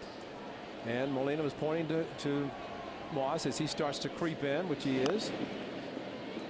See, last night it was different because Moss had to hold as Detwiler laid down a bunt that was in the air. Moss couldn't get to it, but tonight he's cheating a little bit more as Reyes comes set. Moss starts breaking down the line towards home plate. You may see him do it again just in case, as Neal knows he wants to bunt the ball to first base, and here comes Moss. In the air, and Moss will have this one.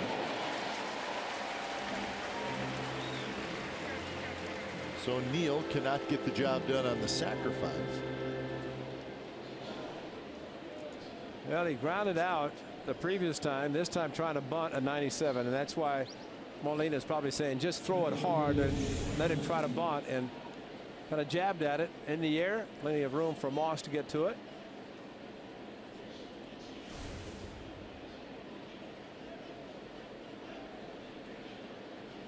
So now to the top of the order, Jake Smolinski, who's walked twice. He drives on the right field. Piscotty back. Piscotty at the warning track. Step onto the track, and he makes the catch. Pat, this is what we're talking about. You go opposite field. That's the best bolt maybe from Smolinski. That's a pretty good swing. Yeah, a great swing, but I mean, playing a relatively, well, I wouldn't say deep positioning, Scotty, but he got to it easily enough. And usually, if a ball's on the line like Abreu hit in Chicago, that Eibner had the ball hit off his glove, that's a line drive, that's different. But it's usually going to be a fly ball, which allows an outfielder to get back easily to be able to make the play. Line drives, tip your hat. So 2 outs, and here's Marcus Semien. 84 pitches for Alex Reyes. He's done a good job. First big league start.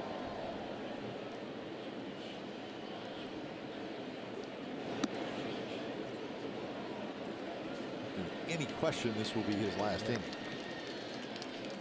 There is action out in the Cardinals bullpen.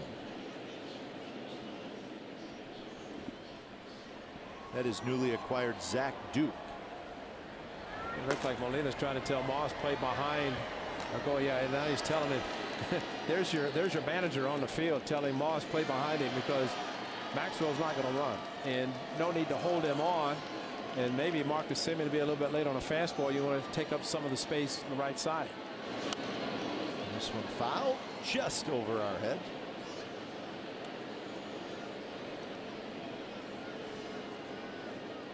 Yeah, Maxwell's not going anywhere. No.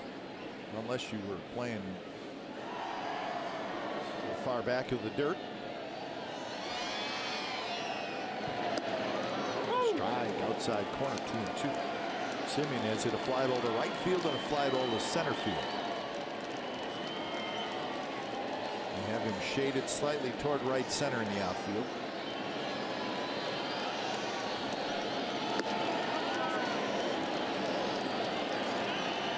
So now Maxwell will take off.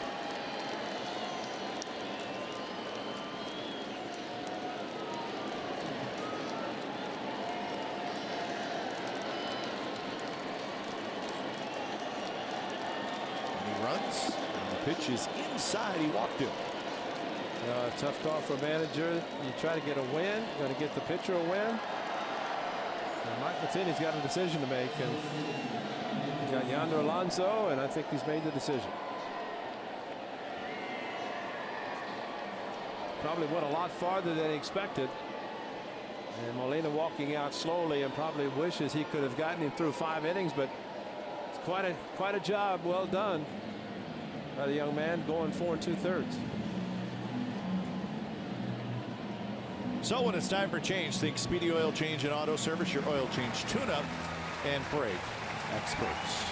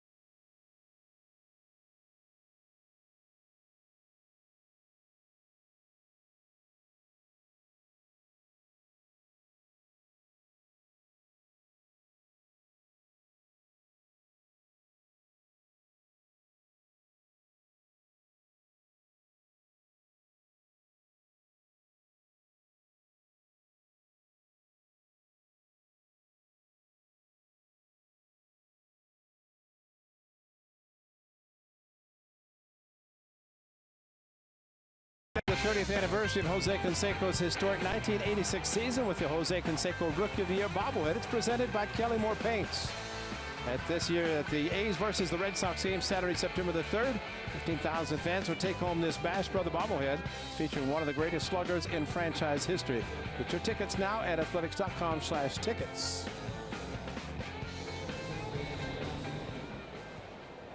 So 4 2/3 innings for Alex Reyes, 89 pitches. So here is a pinch hitter. Danny Valencia is going to hit for Yonder Alonso. How about that? So Valencia to face Zach Duke. First pitch runs way inside. And Bob Melvin has not seen a lot of offense from his team so far in this series, and he's got an opportunity here, even though there are 2 outs. Valencia's been very good against left-handed pitching this year.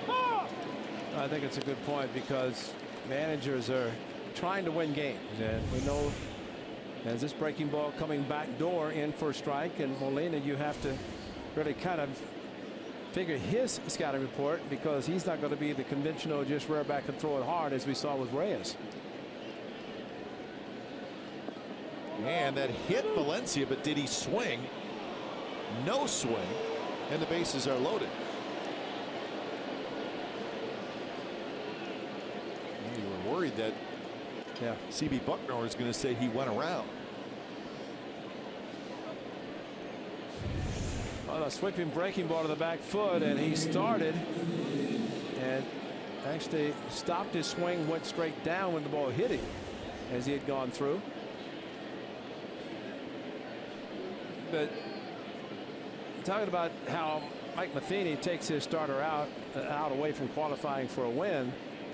And for the skipper, Bob Melvin, doing the same thing with pinch hitting with a very good first baseman. But when you're trying to win, what the old saying is, you check your egos at the front door. Yep. And you may explain afterward, this is why I did it. Reyes 4 2/3 probably didn't expect to throw as many pitches as he did. But both managers trying to win. They're both making the moves. And now it's 2-0 to Chris Davis, so he's in a good spot. Maxwell at third, Simeon at second, Valencia at first.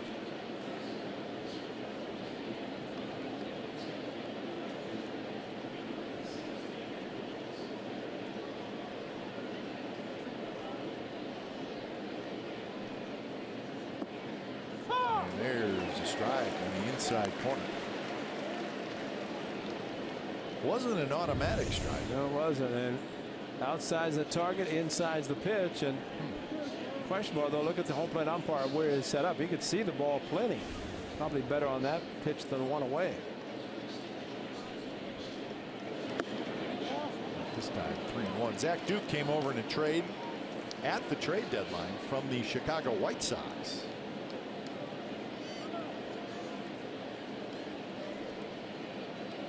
A hanging breaking ball for a base hit, a walk, a hit batter, and a 3-1 pitch coming up to. Let's go. Let's throw a strike. Throw the sinker. See if you can beat the ball on the ground. Mike Matheny doesn't have to do much with Yadier Molina taking charge on the field, but he is the manager. Reyes came out of the game, and now they're trying to get out of the inning. This is a big opportunity for the A's. Not only can the big man drive the ball, he could also hit one in the seats. And he missed outside, and Davis walks, and that'll get a run home, and it's 2-1. That's good patience by Chris Davis, getting his 83rd run batted in with a bases loaded walk. And now Ryan Healy, whose error allowed the second run of the Cardinals to score. And the ball hit hard and hit off his right knee.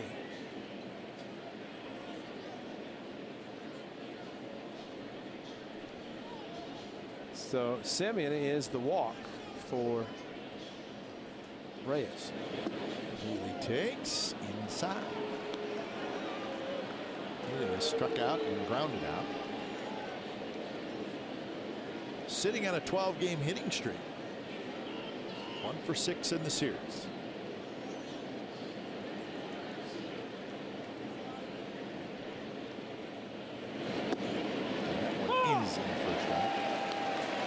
Zach Duke does not throw hard. Of course, the movement on his pitches helps him.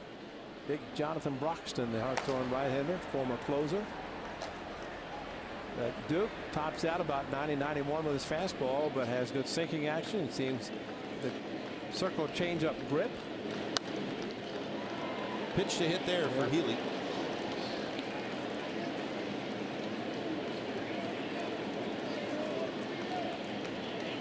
Now 1-2 the count. Circle change-up. Seventh man to bat in the inning.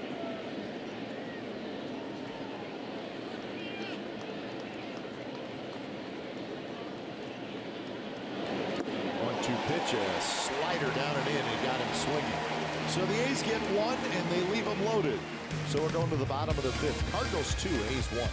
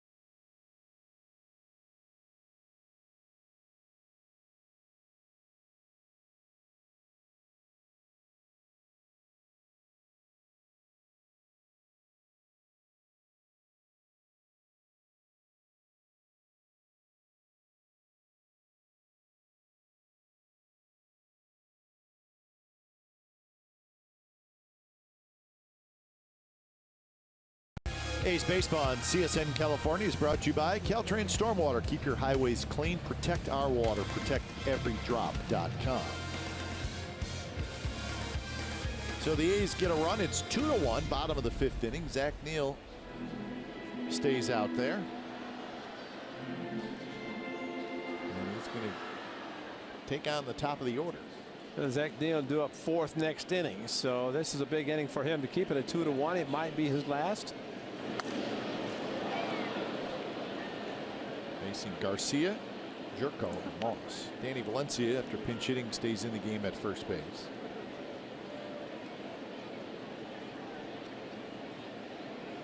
Garcia has doubled and singled and scored a run, so he's done his job from the leadoff spot.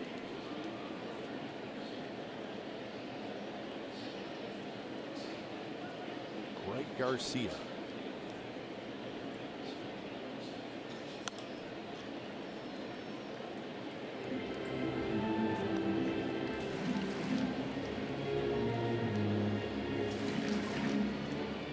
Pretty good. The ball boy down the right field line doesn't even have a glove. Who needs it? That's right. Who needs it? Followed around until it stops. Still it stops. Like Bob Uecker catching the knuckleball. Just let it roll to stop, pick it up. Like that, man. They just don't need gloves, just a helmet. Sit back, talk to the fans, give a souvenir. He's tucked away behind that tarp. Muncy has it. That is out number 1. Ray, last night you mentioned David Bell, and it's an interesting coaching staff for the Cardinals, and there's some names that you certainly recognize. Jose Oquendo is the third base coach. John Mayberry, the main hitting coach. Bill Miller, former Giant, Red Sox. He's the assistant hitting coach. So some very familiar names. There's David Bell. John Mayberry next to him, and maybe a big part of that 2002 historic 20-game winning streak. Came over to the trade from the Phillies, and he was outstanding, coming up with some huge hits. John Mayberry, the hitting coach, but he had some huge hits for the Athletics during that streak of 20 consecutive wins. Great guy in the clubhouse, just a tremendous player and personality. Cardinals, like most teams now, have a couple of hitting coaches. Bill Miller, and switcher to the Red Sox, won a batting championship in the Red Sox. That's Bill Miller, his first base coach. That would be called now the Rod Carew American League Batting Championship. As Carew, now named for that, as Tony Gwynn of the National League batting champion. Both very deserving. Unfortunately, Tony passed away way too soon, and we hope the best for Rod Carew as he's waiting for heart transplant. Well, Bill Miller lives in Arizona, but he grew up in this area. That's right. So he's kind of back home, so to speak.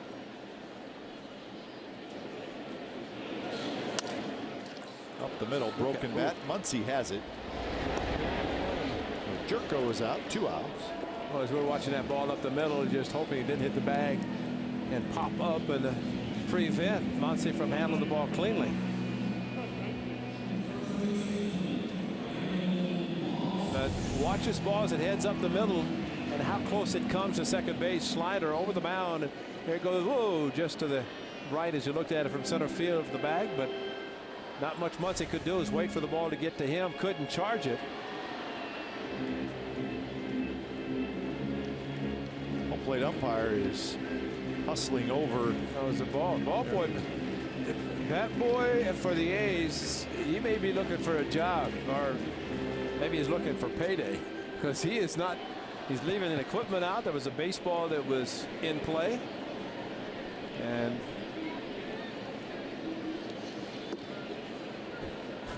he's not working for the Yankees because he gone. We're getting that boy fired. He's in trouble. Well, when Stephen Vogt has to come out of the dugout, and then the home plate umpire has to hustle over to the A's dugout to get a baseball that's laying there and throw it in the stands or throw it in the dugout. I mean, nothing against him, but you know, you got a job to do, and you better do it. 1-2 the count. Hey, don't mess with David Renetti either. VP of Stadium Operations, the A's. you're one of their guards down the line, you better pick up your chair instead of just vacating your body, leaving that chair to be hit by a baseball, which it was. Wow. Towering drive down the right field line and foul. Wow. Wow. That fit the description of towering. Yes. It was above the foul pole. And we're feeling the wind coming to the booth, maybe just enough to push it foul, but Brandon Moss, just a question, fair or foul, and it was to the right of the foul pole. And the distance, it sounded like it was going to be a home run. Fortunately, it was foul.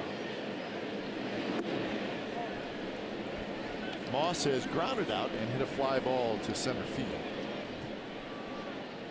The wind is picking up, though, no question about it. Last 5 to 10 minutes.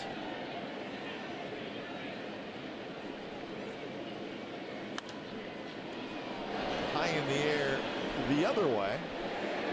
Well, that's where you want to pitch him. Brandon Moss is so dangerous, and really any part of the park, especially the right field.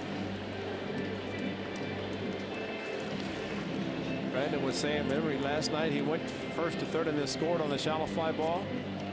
He said, I went on my own. He said, I knew that I could score, and as we were talking, figured one out he's going to run anyway, which he did and scored easily. But he said, I know, having played for the A's, who can throw, who can't throw. So Neal has a good inning, 3 ground balls to second base. So we're through 5 from St. Louis, 2-1 Cardinals.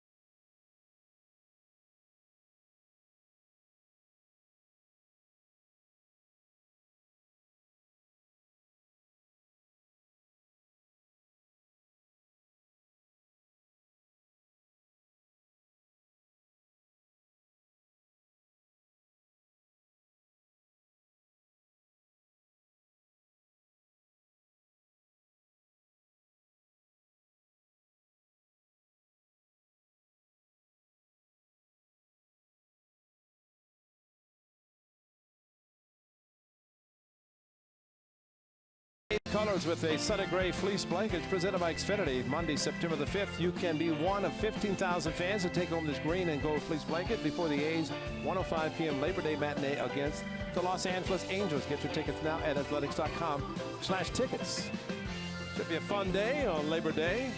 Get your fleece blanket, get you ready for fall and watching Green Bay Packers football. Are they at the Coliseum?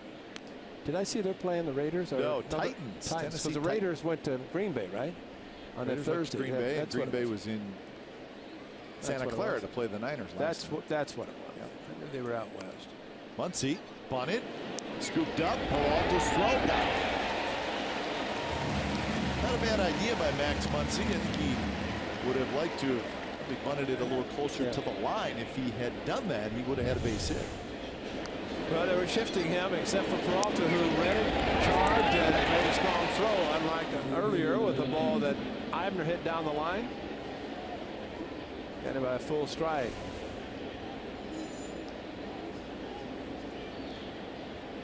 He had a series against the A's in 2006 when he was with the Tigers. And that's what really helped the Tigers and hurt the A's.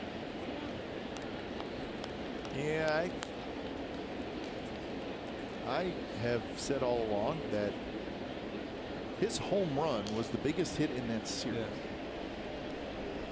Because it tied the game, right? A's were up 3-0. It's 2012. My mistake is that it was later. That was 06 was when they lost 4 straight.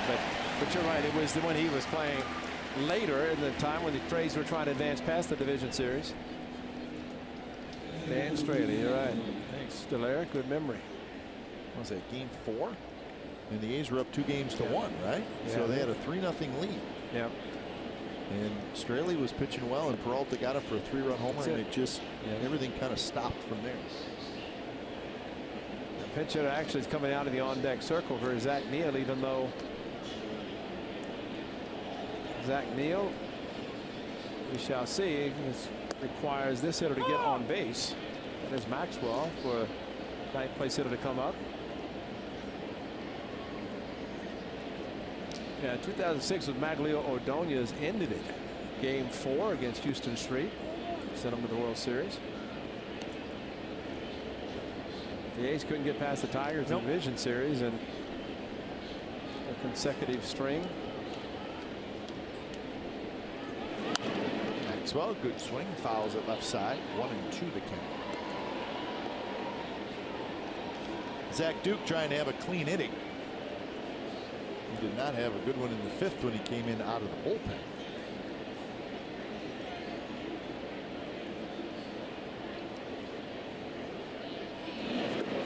And he does get the clean inning. So Maxwell strikes out. 3 up, 3 down. Bottom of the 6th coming up.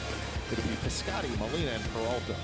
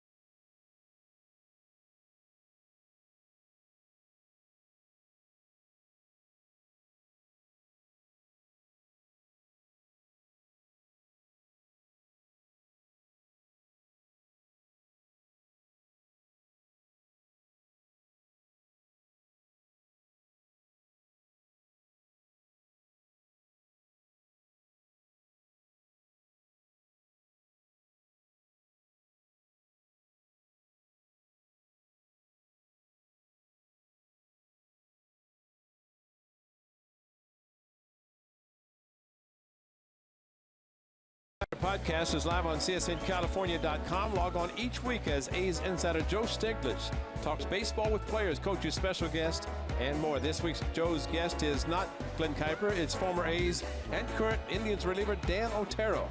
The A's Insider Podcast with Joe Stiglitz. CSNCalifornia.com, sponsored by Max Muscle Sports Nutrition. Also available on iTunes. Sorry. Guys with other teams now, huh? I knew, that's why I threw it in there. Not. Hurts me, Joe. Hurts me. 2 runs, 1 earned for Zach Neal. I don't feel badly. He's not got me either. 11 ground outs, and that was what he did against the Orioles in that stretch of Graveman, Neal, and Detweiler, as they had combined 37 ground ball outs, giving up nothing to the Baltimore Orioles. Neal gets another opportunity to pitch the 6th. As he tries to go back to the dugout as a pitcher of record and send in his club, as he will be removed for a pinch hitter. And he would like to get through this inning, so it is a straight pinch hitter versus a double switch. There's the other 2/3 of that great effort against the Orioles, Graveman and Detweiler.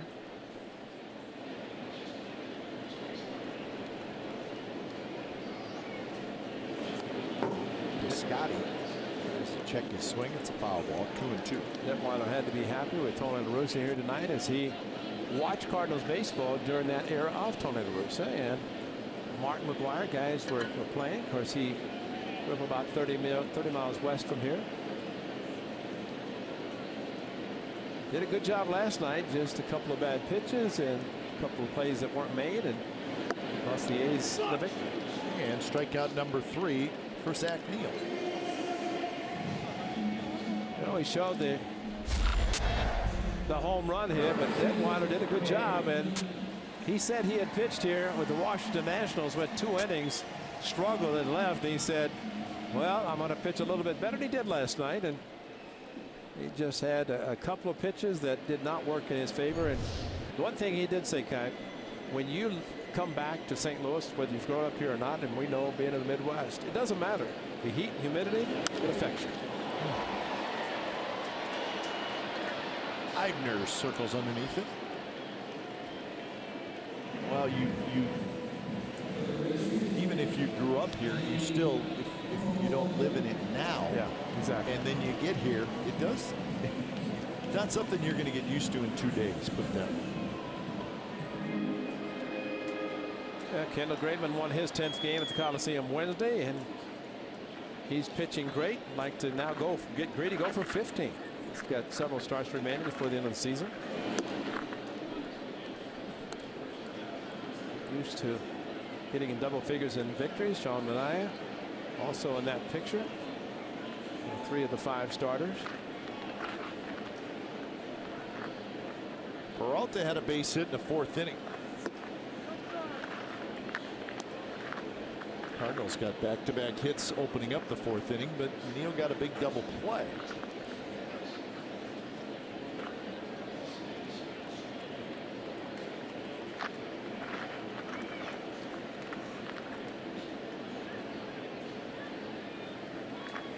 Swing and a miss, a changeup at 81 miles an hour. On the inside location, a great location, a great pitch to throw, especially with the velocity decreased.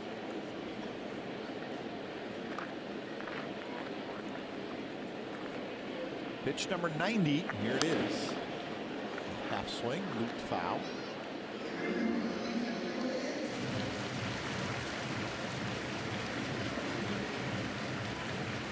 So the 3rd inning, he had to work hard.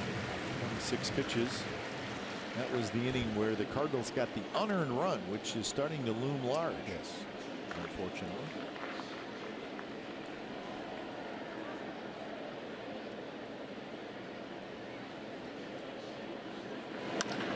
There's a shot toward left. Davis reaches down around the kneecap and makes the catch. Side retired. So that is 8 in a row retired by Zach Neal, and we're headed to the 7th.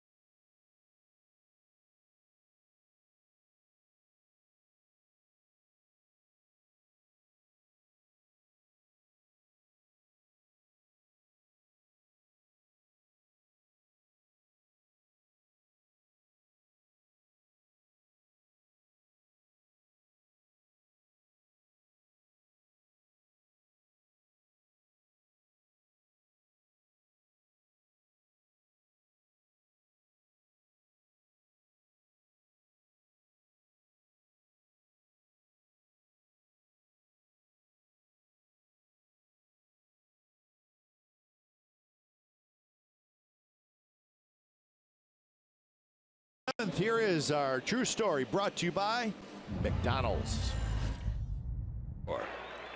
Smith corks one into right down the line. It may go.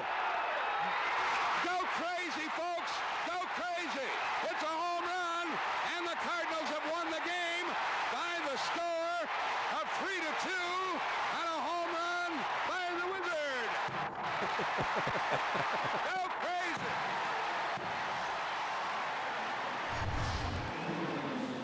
Wow. Hall of Famer Ozzie Smith. That was 1985. How about that? Go crazy, folks. The Royals got in their way in 1980. The Royals, in a bad call, got in their way in 1985, unfortunately for the Cards. They did win it in 1982, 15 times an All-Star.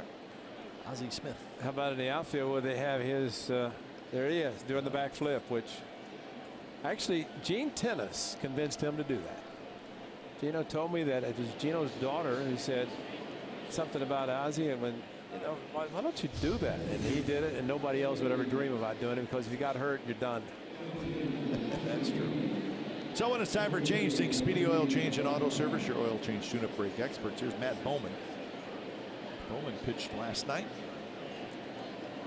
Alcantara is going to pinch hit. Here's Mendy Alcantara, switch hitter. Now Bob Melvin is hoping for him getting on base. So Wong now at second. You saw Jerko slide over to third. Peralta's out of the game. 1-1 the count. Here's Mendy Alcantara.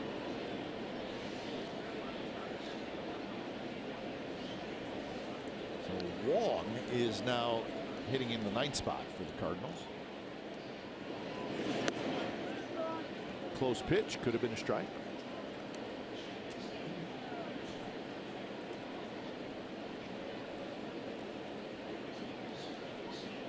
Right, this would be a good guy to get on.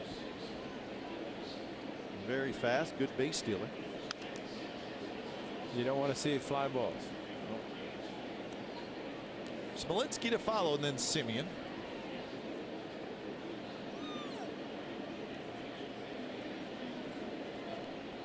So Johnny Peralta is out of the game, so the pitcher spot is now the 6th spot for the Cardinals. Inside, 3-2. 1 run, 2 hits, and an error for the A's. 2 runs, 6 hits, no errors for the Cardinals. Reyes 4 2/3, Zach Duke an inning and 2/3. Should be a fastball down the middle, unless Daniel Molina convinces Bowman to throw something other than a fastball, but you do not want to walk him. And it was not a fastball, and it's a strikeout. How about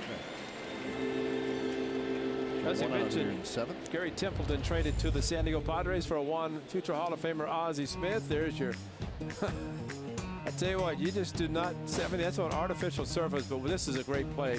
Near collision, he caught it running the outfield, and there's your Wizard picking up the ball, throwing out at third base, going to right field, throwing to left field, in the outfield. I mean, just all over the place. Ozzie Smith, number 1, but a great call by the Hall of Fame broadcaster Jack Buck. He had 2 of them. Unfortunately, the one in the '88 World Series, the A's do not want to hear that one. I don't believe what I just saw. A nice ball statue outside the ballpark. I think one of the most memorable for the Cardinals fans, and really for baseball, when play resumed after the unfortunate 9/11 incident, that he wrote a poem, and he read the poem in front of a packed house here in St. Louis, and kind of a tearjerker. But his son Joe Buck, longtime broadcaster, they worked together for a brief amount of time, but there's the microphone. That's all you need right there. That's all you need for the great Jack Buck. Harry Carey, you see his picture around here as well. Great broadcasters in the beginning. Well, the beginning, which have been 40s and 50s, 60s Cardinals. Smolinski swings over top. Back-to-back strikeouts by Matt Bowman. Down and in the target, and that's where the pitch is thrown and tied up Smolinski.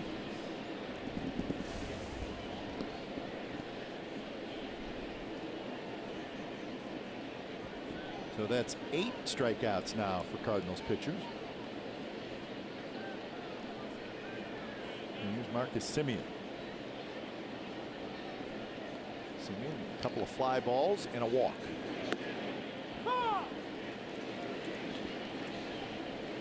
Get to be a pitcher-friendly strike zone from Chris Siegel, the home plate umpire. Had the low strike to Smolinski, a high strike to Semien.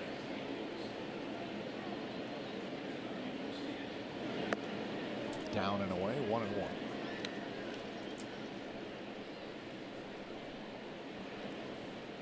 Last night, the Cardinals bullpen, 3 shutout innings, allowed just 1 hit.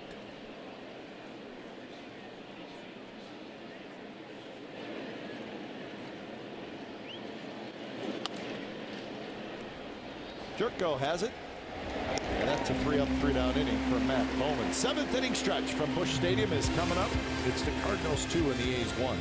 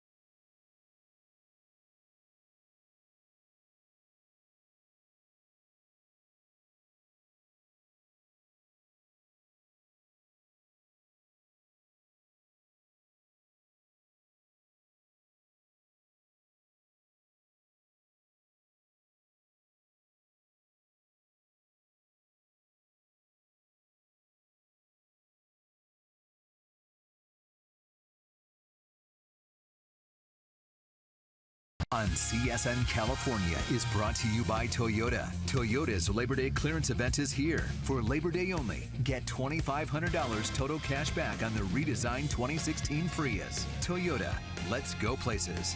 And by Xfinity. X1 from Xfinity will change the way you experience TV. Hey, we get into sports news for the Bay Area fan. It's Sportsnet Central, brought to you by Hyundai. And it's tonight at 9:30 on our sister station, CSN Bay Area. Plenty of baseball highlights, including the A's Cardinals recap, a reaction to the Colin Kaepernick National Anthem story, and the Raiders and Titans squaring off at the Coliseum. Kelly Johnson and Henry Wolford. Here in St. Louis, bottom of the 7th inning, Cardinals 2, A's 1. When it's time for change, think Speedy Oil Change and Auto Service, your oil change, tune-up, and brake experts. Daniel Colomb comes in.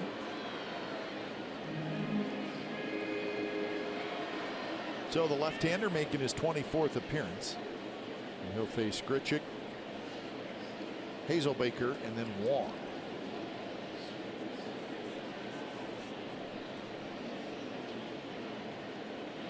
So pretty good 6 innings for Zach Neal. Just 1 earned run through 91 pitches. This is his 5th start this season. He's only walked 1 batter. And that came against the Mariners at the Coliseum. Blasted down the left field line, but foul. Okay, Grichuk strong, huh? Yeah, especially a fastball inside. It gets these fans excited whenever he puts a charge on the ball like that.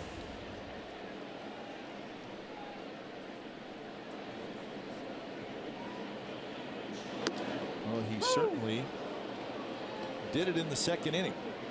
Called a strike. Richard can't believe it. Long home run, his 18th of the year. He also singled in the fourth.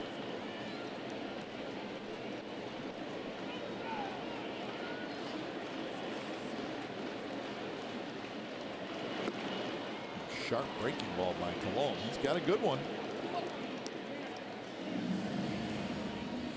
He's got the 12-6, but this more of a down and in nasty curveball that he started about knee high and broke out of the strike zone, but great 12-6 curveball. You don't see many throwing it that well, and Daniel Coulombe does it very well.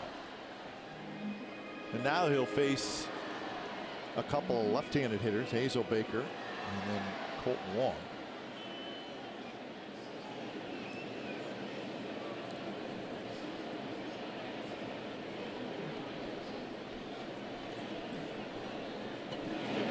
You look at Daniel Colon, he's got pretty good stuff. Good breaking ball, little slider. If he can master the art of getting left-handed hitters out, he could pitch for a long time. You know, Cap, they talk about splits, and he really pitches better against right-handers because of his breaking ball. It's more of a 12-6 type, which would get right-handers out. Lefties, they probably can see it a little bit better. So if he came with something like a cutter or a slider or a flatter pitch, there's your cutter, which is a good one. Simeon throws out the speedy Hazel. 2 outs here in the bottom of the 7th inning. And here's Colton Wong, who came in on the double switch. So our first look at Wong.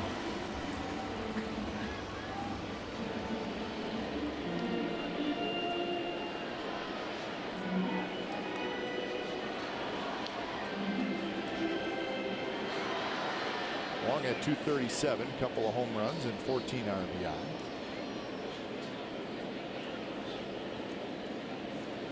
A down year, and I don't think the Cardinals were expecting this from this young man. I don't either. Last year he had 262, 11 home runs, 61 RBIs, 28 doubles, 15 steals. Just a good, solid all-around season. And Ray, what happened was the Cardinals signed him to a long-term deal. He's got a contract through 2020.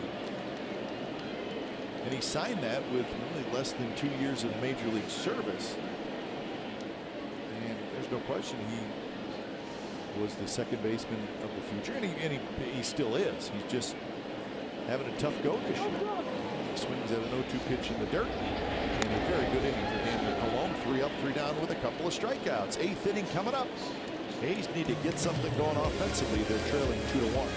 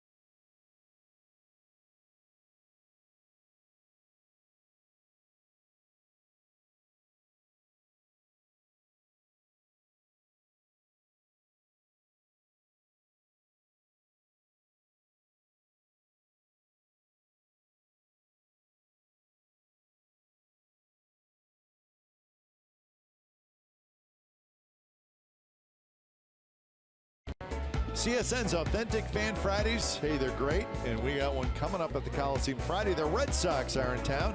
Get a ticket in our value deck behind home plate, an authentic A's fan bucket hat, a cheer card, and a $6 food and drink voucher, all for one great price. So Friday night, Boston Red Sox in town.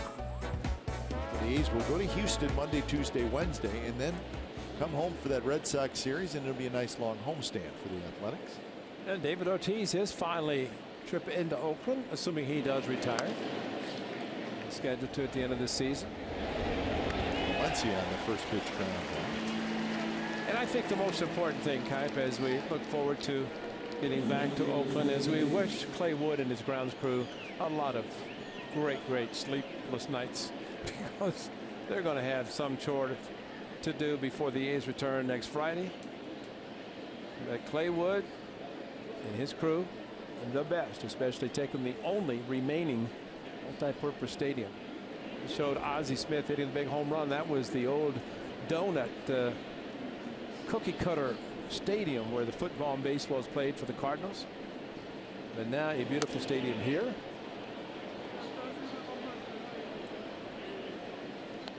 Isn't it funny you think about stadiums? The old stadiums, a lot of them were square because they were built on city blocks. That's a good. And then in the 60s and 70s, the round stadiums came in. Coliseum. Right. And now the multi-purpose stadiums. I mean, you look at Three Rivers, Riverfront. In the air, dropping fast, and that's a hit. 2017 season ticket memberships are on sale right now. Whether you want to renew your membership or join the party, visit athletics.com/2017. You'll find all the benefits today's membership has to offer, including early bird incentives, exclusive experiences, half-price parking, flexible ticket exchange program, and more. You can even lock in your 2017 seating location. Visit athletics.com/2017. Join the party today. It's that great swing by Marcus Semien. How about that extension? One of his 23 home runs with that swing. He's got the tying run aboard. Here's Healy. Strike in the inside corner. So Matt Bowman out there for his second inning of work. Remember, he pitched last night as well.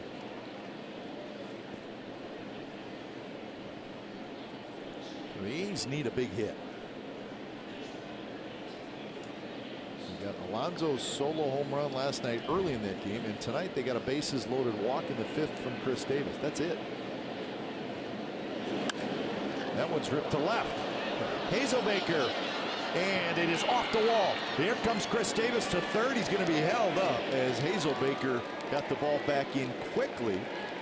And it took a nice bounce right off the base of the wall, right back to the Cardinals left fielder. And well, that saved a run, at least up until this point. Yeah, that's a great point, because first of all, it looked like it might carry enough to be a home run into the bullpen. But then the top spin, ball came down, hit hard, and you're right back to the left fielder. And with that happening, Chris Davis, once the ball over the head of Hazelbaker, he had to hurry to third base. But boy, what a great play, as the left fielder played it perfectly off the wall and back in towards the infield. That's right, 13-game hit streak for Ryan Healy. That double switch coming up as see Mike Matheny goes to the umpire. That's what a manager has to do for the double switch.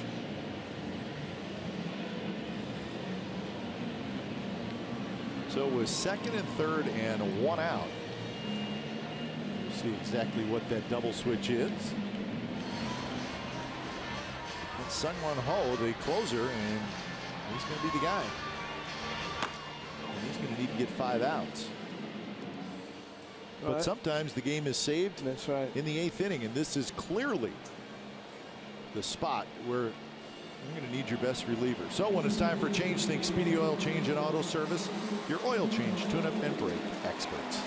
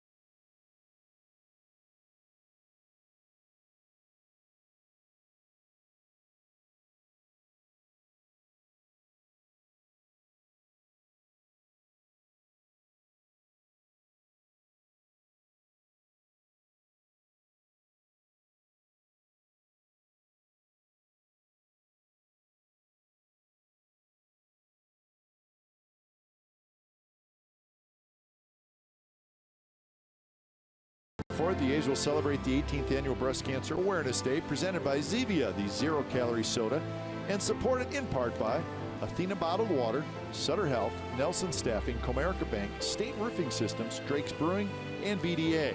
10,000 fans will receive breast cancer awareness wristbands, and $10 from every Drake's beer purchased at the Coliseum that afternoon will go to breast cancer awareness. Purchase your special tickets now.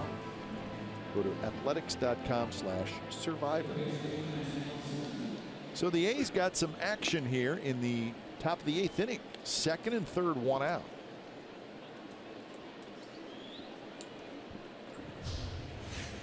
Well, as you see what this young man has done, he has been outstanding. Low 90s fastball. We saw him save the game last night, a 3-1 game. This, though, second and third. He comes in the 8th inning. And the infield, except for the corner, is going to play back. Since Mike Matheny does not want the go-ahead run to score, as Carpenter comes in to play second, he'll play back near the outfield grass. Now Carpenter on the double switch. Big spot for Muncy. First pitch is low. So when O comes in the game, the interpreter goes out there. That's Eugene Koo, who is obviously allowed to do this. And Yadier Molina listening. And that's part of the deal. Yep. He's in the dugout. He's part of the team, and he is allowed to go out there when Seung-Hwan Ho comes in the game. Muncy takes a strike on the outside corner. So, Ray, how about the infield playing back, except for the third baseman, Jerko. But Muncy just has to put it in play. That's it. They're willing to give up the tying run. They don't want the winning run or the go-ahead run to score. So, as a result, the middle infield is playing back. Max just trying to make contact. Fastball outside corner, called a strike. Good location by O. Now going inside with something. Blocked nicely by Molina. Goes down.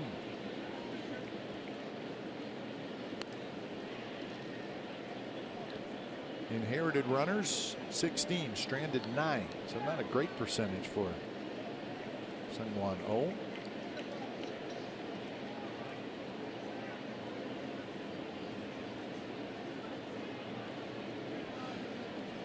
Muncy is 0 for 3. Fly ball, ground out, strikeout. He hits it hard toward first, knocked down by Moss. He's got it. He's coming home. The throw is late. Everybody's safe, and we're tied. That's a mistake by Brandon Moss. He made a nice play. And really the whole object, Ray, if you're playing the infield where you were playing, get the out. Yeah, you don't see him screen, and really saves a double, but he's deep enough. Even if the throws are good when he's not going to get him, because Chris Davis was coming down the line, and by the time Moss got up, he decided to throw to the plate instead of going to first base and getting the sure out, making it 2 in a tie game. And instead, only 1 out now, first and third, and the A's an opportunity to take the lead. Fielder's choice, RBI. We got a 2-2 game and still only 1 out. So here's Brett Eibner. Eibner takes outside.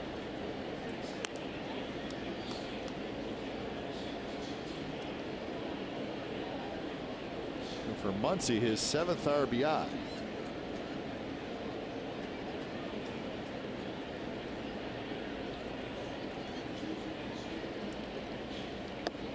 Good pitch there.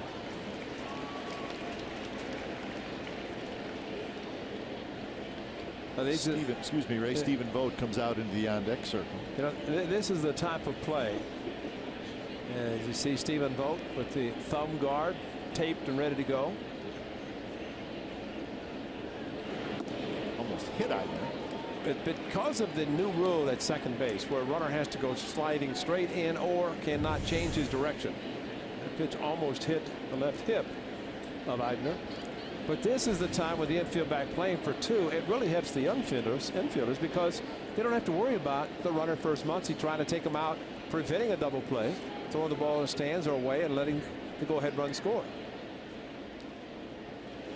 Yeah, and this is a spot where you were going to get taken out. Oh, yes. And it just makes it so much easier that if a ground ball is hit and can be fielded, especially at one of the infielders, then yeah, it's it's tough because you just basically go straight in and say, okay, tag the bag and throw to first. Eibner sitting on a 3-1 pitch, and he hits it high in the air down the right field line, and it's into the seats. So the biggest pitch of the game coming up. It's 3-2. We'll see if Muncy, if he goes.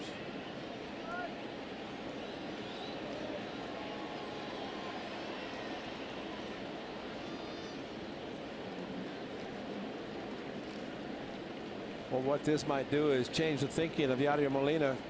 He may call a breaking ball, trying to get a swing and miss and strike him out, throw him out. He could also challenge him.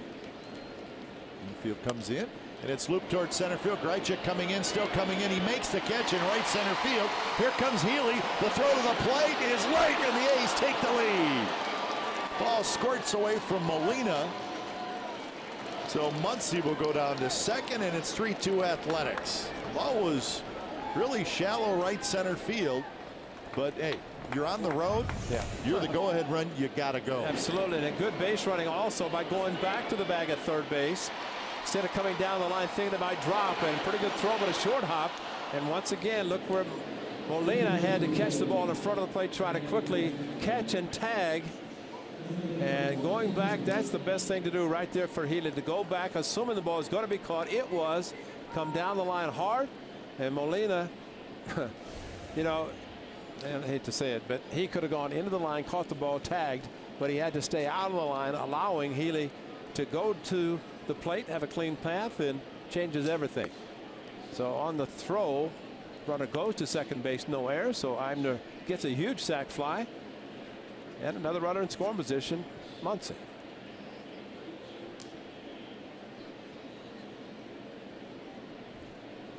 So good at bat for Eibner. And now Stephen Vogt heading the count 2-0.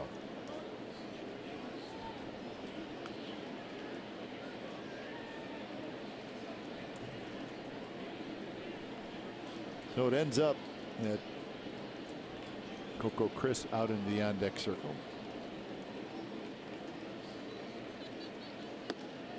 It's just a little mistake, but Moss is that's and again, it's not going to go down as an error.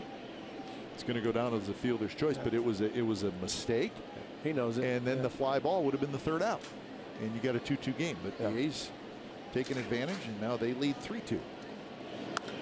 And Vogt shoots it just foul down the right field line. Yeah, the little things that really don't show up in a box score. Well, we saw it last night. Coco broke back on a ball that he probably should have caught, and that was very early in the game, but it was a run. Yeah, it's a great point because that changes everything. That one, actually, A's could have shut out the Cardinals last night. Don't know if that would have happened, but they took advantage of some mistakes, scored, and defeated the A's in the opener of the series. Foul territory. Jerko may have a play. He does, right in front of the seats side retired. But the A's score 2 runs on a couple of hits, sac fly, and we go to the bottom of the 8th. It's now the A's 3 and the Cardinals 2.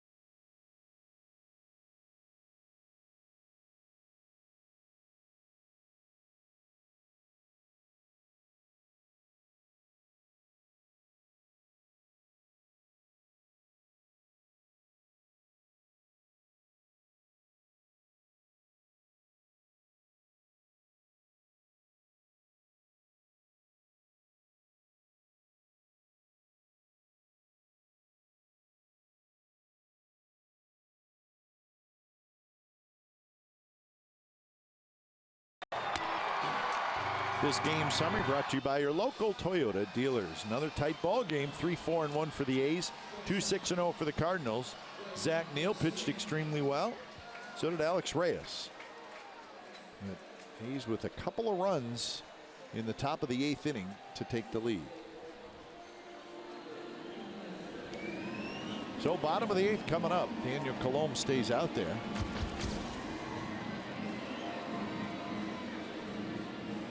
Stephen Vogt stays in the game behind the plate, so the A's with just the one catcher. And of course, effective next Friday, a week from last night, when the rosters can be increased to 40.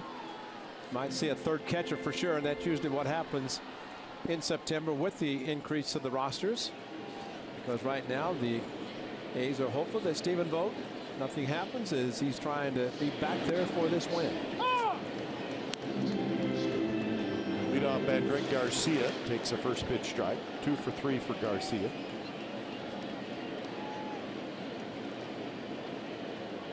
Jerko to follow, and then Moss. That one is just foul.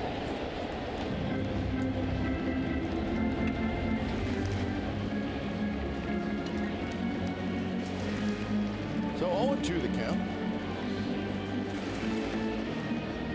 Colomé had a couple of strikeouts in the 7th inning, part of the 3-up, 3-down inning.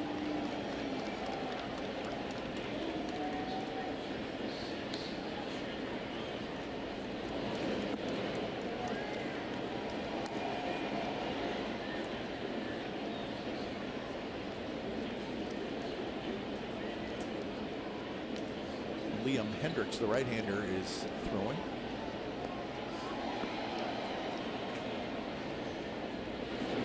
Good pitch, and that's strikeout number 3 for Daniel Colomé. Cut, you're exactly right about Daniel Colomé. He has done a great job. That's going to be his final pitch as Bob Melvin going to the bullpen. But what a great outing by Colomé as he gets the 4 batters he faces, 3 of them strikeouts, and gets the left-handed batter. And a big out to lead off the 8th inning. Good job by Daniel Colomé. Pitcher of record for the A's. So here comes Liam Hendriks with the A's leading 3-2.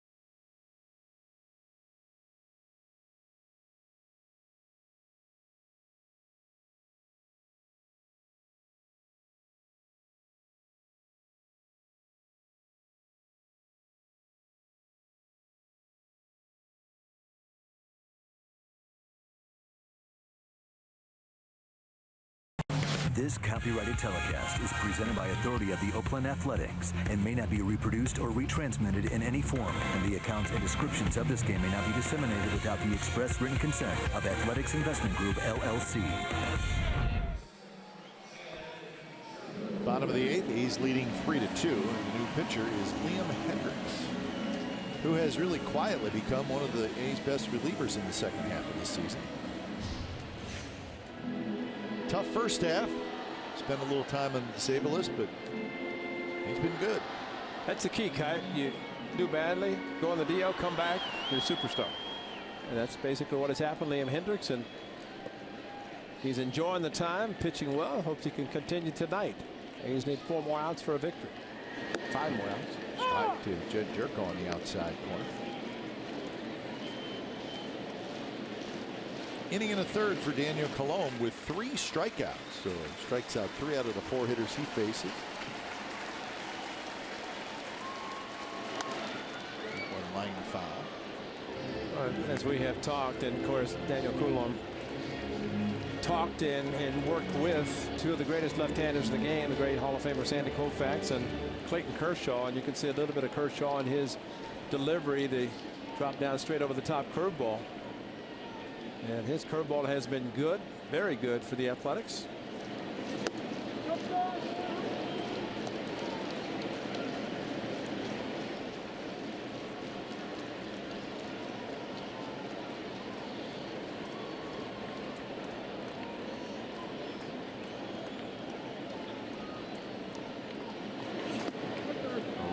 There, strike 3 called, 96 miles an hour.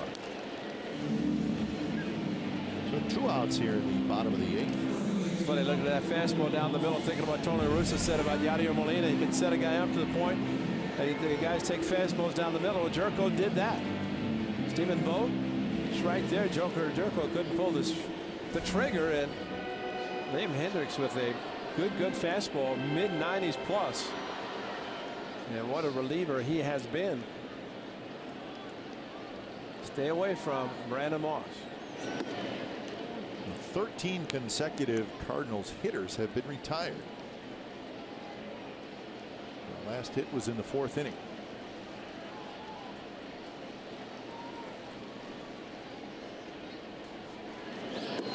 Good pitch there as he did keep it away. Yeah, good velocity. In fact, this is a point where you know one swing, especially with this power guy, that's a location Stephen Vogt just lived right there.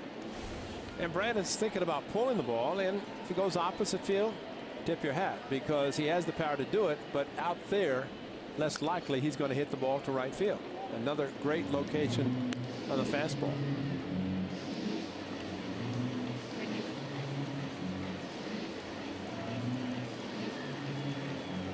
And let's face it, hooking a 95-mile-an-hour fastball into the seats and right, that's very difficult. Exactly. Stay away with fastballs, no breaking balls coming into the hitter.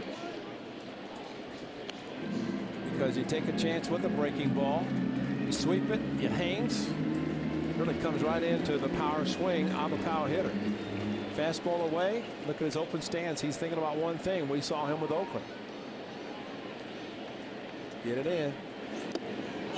And a swing and a miss. So what a performance so far by the A's bullpen. Liam Hendricks strikes out Jerko and Moss to end the bottom of the 8th.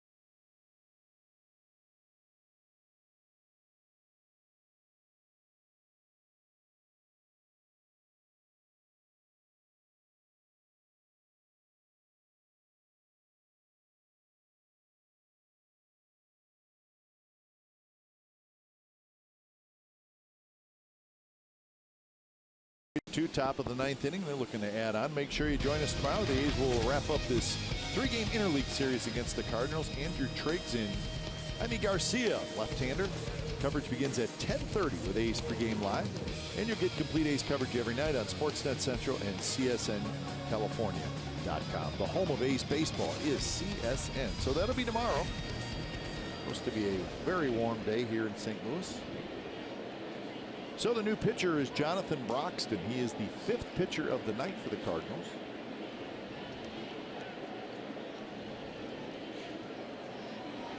And this is Coco Crisp, who's pinch hitting. This is the pitcher spot.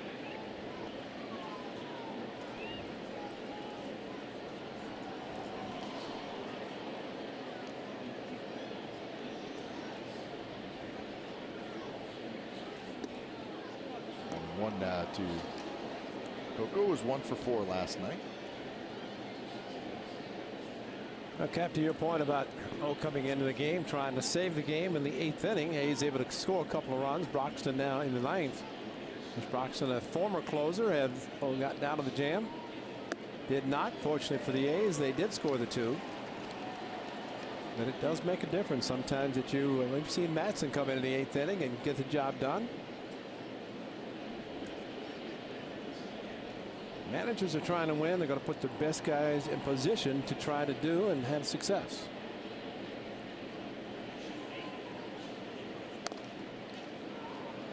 You know, if the Cardinals, listen, if they are able to keep it a 2-2 game, well, you're feeling good when you're a good team at home. At home, yeah. And you keep it at 2-2, but you were unable to do that, and the A's pushed 2 runs across. That was huge.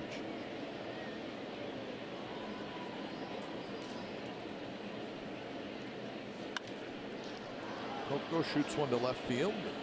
Hazelbaker's one. So 1 out. See how shallow he was playing? He was indeed playing shallow. The crowd tonight, it's a good one. 41,607. A few empty seats up in the upper deck, but not a lot. And they will not leave. They probably feel that they're part of this team. Stick around, cheer for the team in the bottom of the 9th. The A's at least will have a 1-run lead, trying for more. Towards center, and a great jump by Richard. He's been impressive in center field. He's playing a very shallow outfield, and really you play shallow, you run in, and you can prevent a ball from landing. Even the ball that Eibner hit for the sac fly could have dropped in front. Made a diving catch last night. Got a good jump on this one.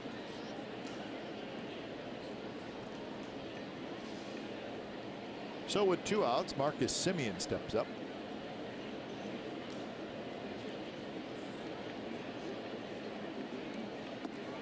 Fastball runs inside. The crowd last night was 40,000, so just slightly bigger tonight. This ballpark holds over 43,000, close to 44,000.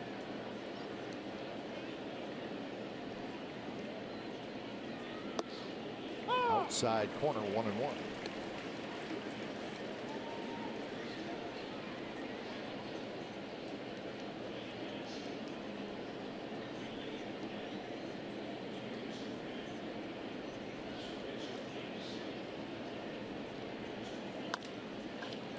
Tapped over the mound. Side retired. So the A's go quietly, and we're headed to the bottom of the 9th. Ryan Madson coming in for the save.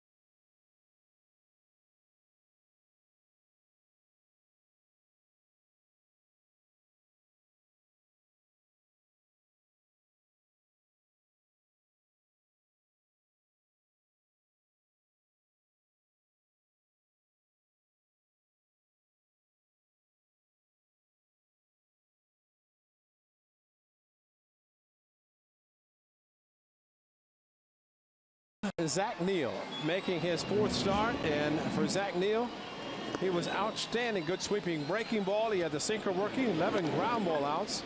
He would strike out 3 and once again did not walk a batter. So 4th start, only 1 walk in those 4.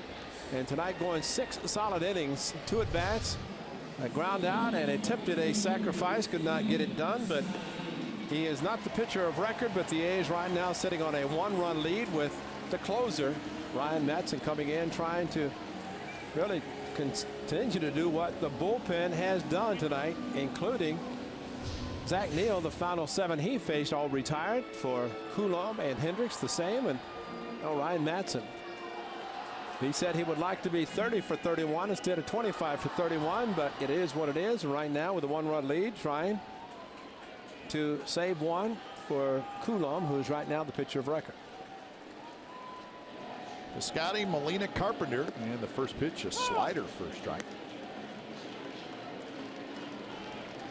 Piscotty is 0 for 3. He did reach on an error in the 3rd inning.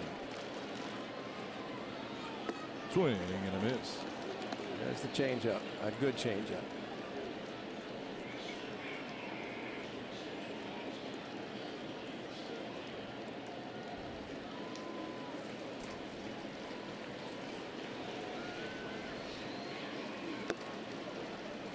With the fastball outside. Does have to wonder, it's kind of a guessing game, really, from pitcher, catcher, hitter. Good fastball, good changeup. You mentioned the breaking ball that he throws, and going back to the fastball away. And he misses away, so 2-2 to Piscotty. 20 home runs for the young right fielder for the Cardinals. The hitter always has to be conscious about the changeup because it does look like the fastball. Yadi Molina in the on deck. Line foul. Change up in a bad location.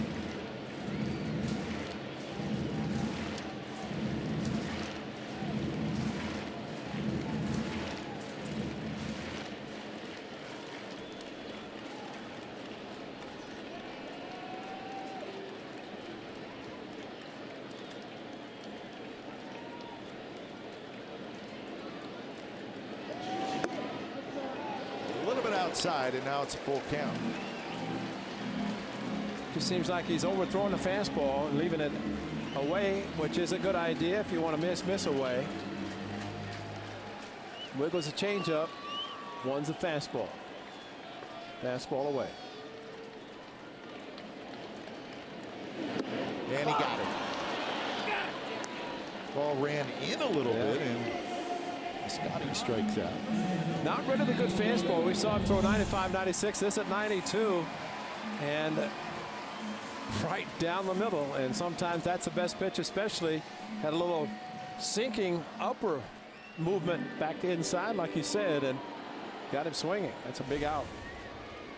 So 5 consecutive Cardinals hitters have struck out. And here's Yadier Molina. First pitch and a rip at it. A hanging breaking ball. Numbers for Ryan Madson, of course, for the Phillies. A long time. Closer for them at one time.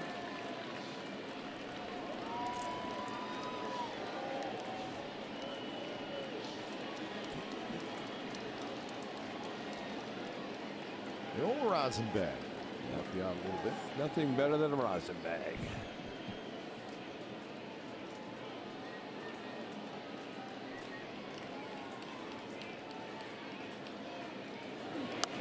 One pitch, right side foul, and now it's 0-2.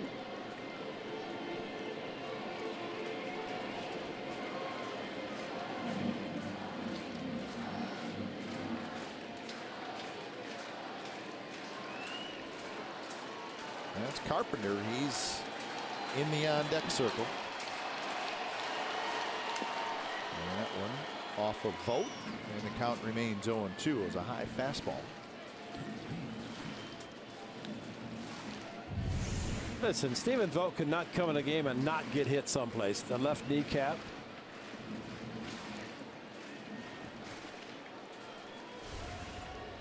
He's okay, though.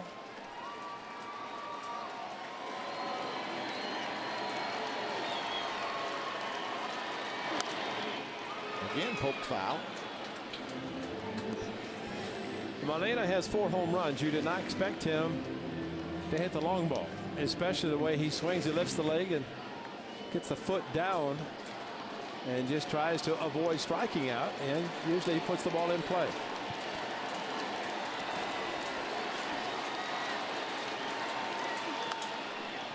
Rolls that one toward the right side. Once he has it, and that's the second out.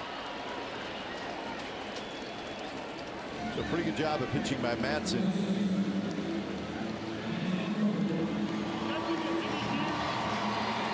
And now with 2 away, here's Matt Carpenter. He's a tough out. 16 home runs on the year for Carpenter.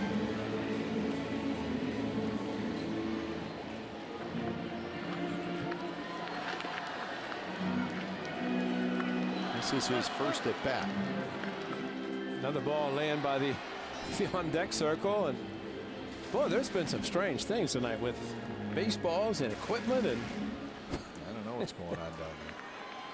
But we got everything under control up here. Absolutely. And Joe Torre inducted to the Hall of Fame. Remember, he's in the front office of the Major League Baseball. Look out with him in town.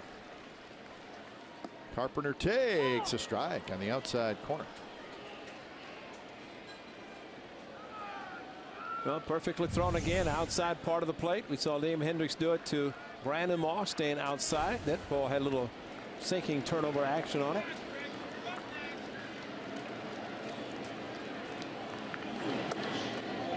Keeps it away again. This time it drops low.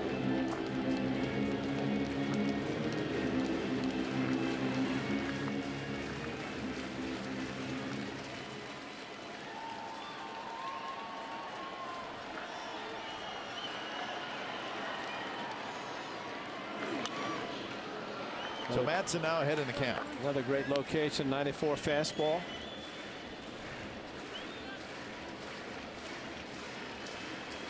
Looking around at 41,000. Ryan Matson trying to close it out.